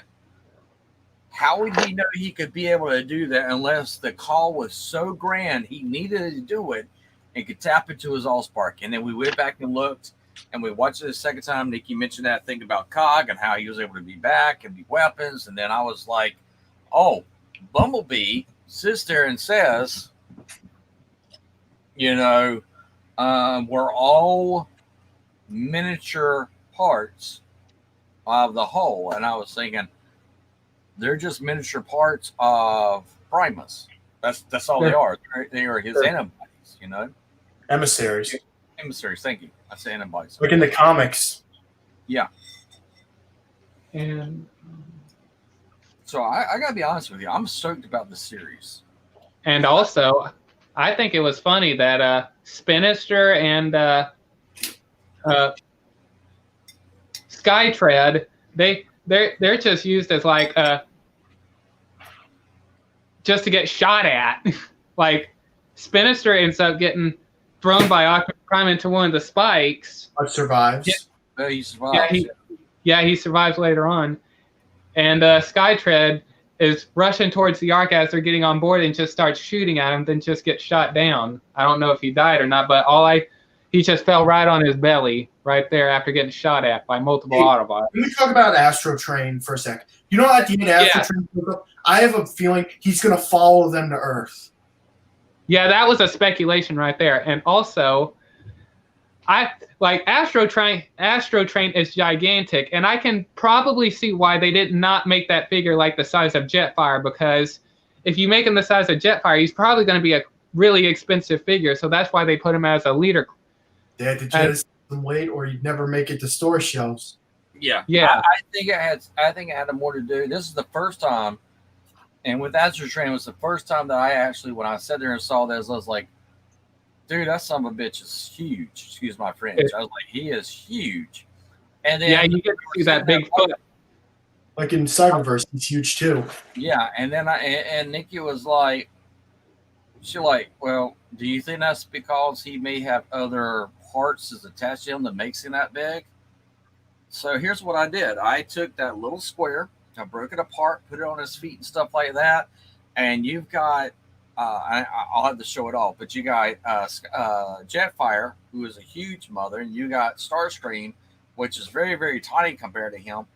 If you put all the add-ons to Astro Train, he's literally half the size, a little bit more than half the size of Jetfire. And I was like, that works. That works. Yeah. You have all these extra pieces to attach to him, and when they attach to him, he's a leader class, yes. But that right there justified what a difference what the leader class. That he's not as big as Jetfire, but he's bigger than Megatron. And that's exactly when you do all those little add-ons to him, he is bigger than Megatron, not as big as Jetfire, but he's sure as hell bigger than Starscream. Also, he has a nice backpack for people to sit on. Yes. They should just make you ever see those fan modes where there's the parts of his backpack are like sticking out like this and people put guns in them? Mm-hmm. They should have just done that. Well, see, I think they focused on his head and how tall he was, because I don't think they showed that you had the foot platforms and that you had the shoulder platforms and you had the height increase that was with that one small little box that could be used to train. What was it that TFN he called it? I can't remember now. I think Ruben was trying to say something. What? Oh, what's that? Were you trying to say something? Say what? Oh, okay. No, I thought someone said my name. Oh, and I also think it's cool when you get to see Astro Train and you pan up to see his head and his chest. His the yellow part is gold. It's shiny. That was cool. And yeah, I like when you first see him. I think it was Prowl. He's waving at these other Autobots that are celebrating. Then all of a sudden, boom! They get stomped on, and then Prowl looks up and you see this big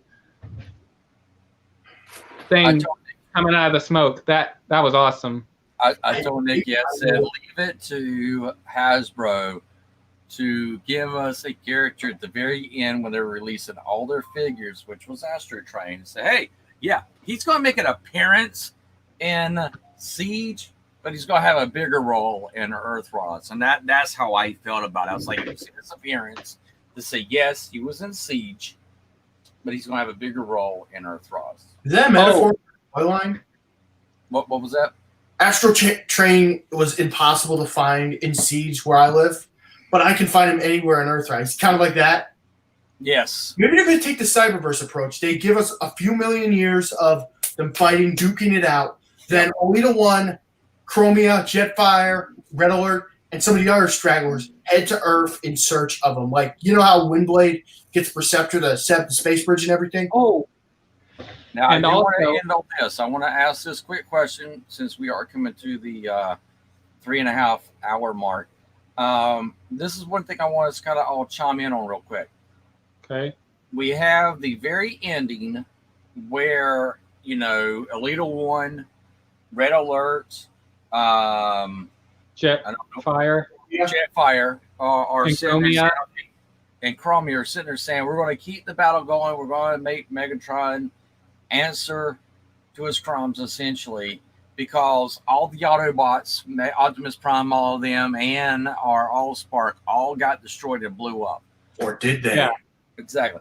At the very end of everything, who do you think is going to show up by season 2 whenever Tales from Teletran is giving an alarm saying we have a vehicle, we have a ship showing up? I want to know each one of your speculation. We'll start with Lord Starscream. Who do you think that is? Well, And then Master a lot. Chief.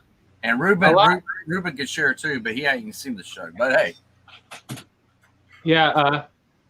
he A didn't lot hear of people were speculating that it's either the Quintessons or the Nemesis. But an interview happened today that I forgot. I think his name is FJ DeSanto. I could get his name wrong, but he brought up a little thing saying that I'll have to go back and rewatch the whole thing, but that the Autobots might visit different planets leading up to the Earthrise and all that stuff. So it might be the Quintessons, but I want to say it could be the Nemesis.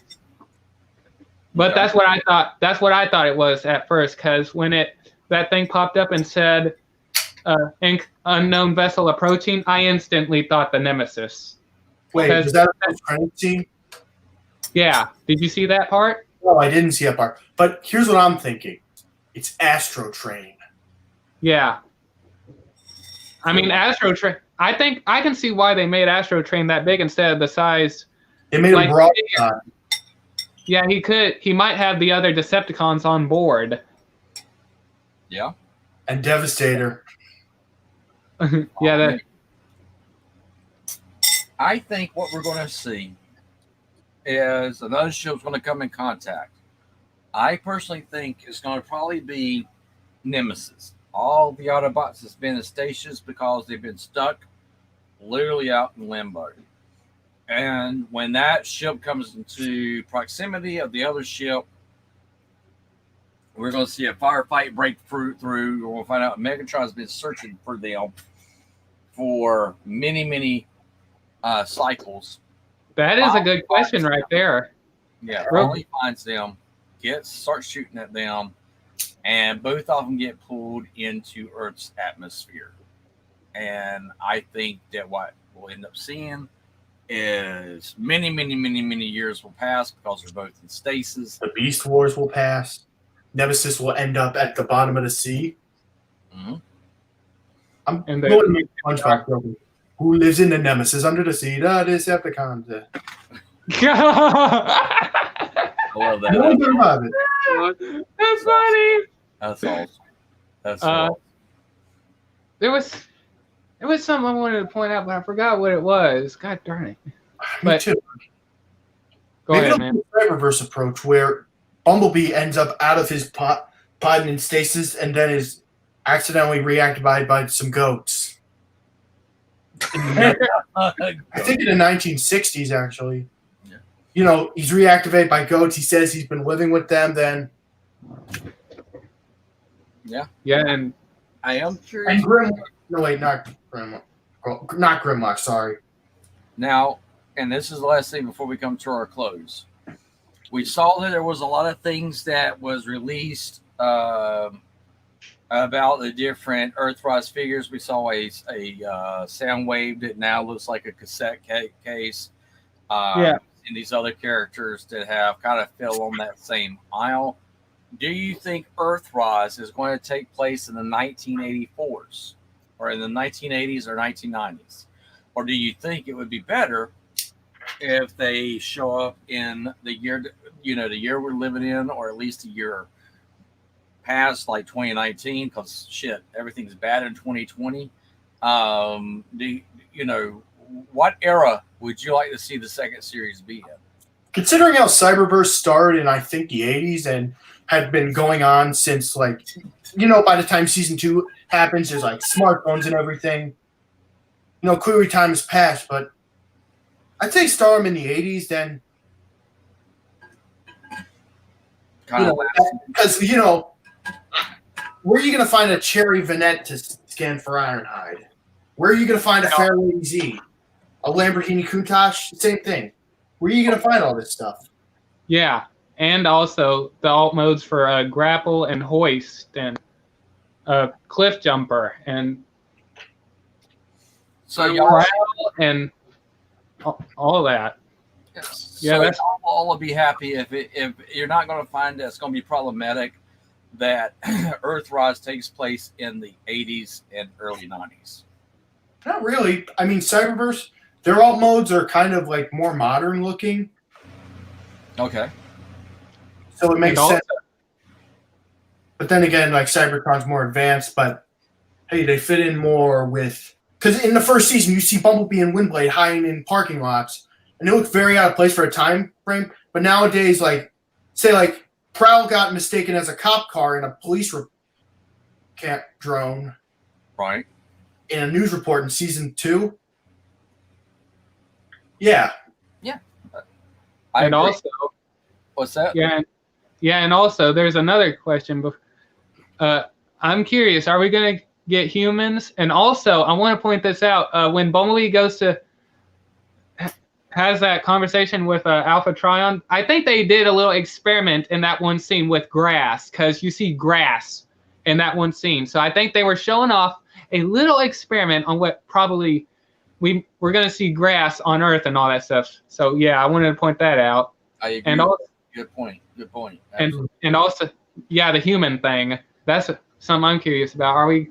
We're going to get Unicron and the Quintessons, but I am curious if we're going to get humans, and if so, I wonder what the human models are going to look like. I mean, we already see what the Autobots and the Decepticons look like. Like, what are the if they're going to add on humans, what are they going to look like? Cyberverse didn't need humans, and I feel like that was a plus. We don't need another kicker. Yeah. Or Rad and Carl's. I like Alexis, though.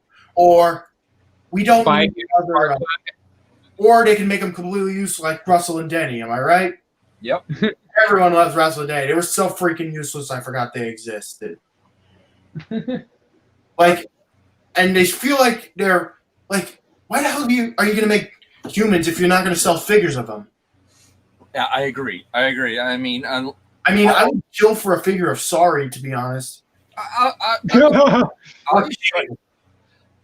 would absolutely, if they were going to introduce the humans in some shape, form, fashion, I'm going to be honest, I would like those figures to be made into a G.I. Joe size. Because then if you had G.I. Joe figures and you put them with the Transformers, you'd be like, okay, well, the humans are about this tall and the Transformers are not as big as we used to think they were. That's fine. But now that we're coming to the end, Ruben's going to start first. Lord Starscream will start next. And Dan Mr. tell people where they can find y'all. Oh. They can find me on Facebook, Twitter, Instagram, Snapchat, Steam, Discord, Twitch, and Origin. And also you can donate $1 on Patreon so I could get the new Dead End figure so I could replace the new roof piece. And you're up, Matt Lord Starscream. You can find me on here on YouTube at Lord Starscream. Same for Instagram, TikTok, and I think that's about it. And you, Master 4. Check me out on YouTube. Check me out on T-Formers. Check me out on DeviantArt as Master 401. I promise I'll be putting some stuff on there. I just need stuff to do customs. And check me out on TFW as Modulator. Nice. And if you want to see anything that's with Outer Crap Bomber, you can find me on TikTok, Twitter, Instagram, Facebook, and here on YouTube. And we do have our book was supposed to be out this past year because, hey, everybody had to deal with COVID-19. Our publishers had to kind of put things back. So we're going to have the book. It's going to also be fully covered. Please check us out on A Community for All of Us. We have a Facebook page. We have things on Anchor.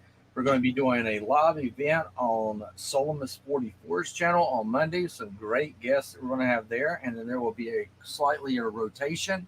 I might try and make it, though. Please do. And I'm going to be doing more of these so that we can all have a group together and chat and talk. And I throw out the invitation to anybody that wants to jump in and share in this talk. And as always, guys, thank y'all so much for being with me. I appreciate it. And y'all have a great one. Good night, guys.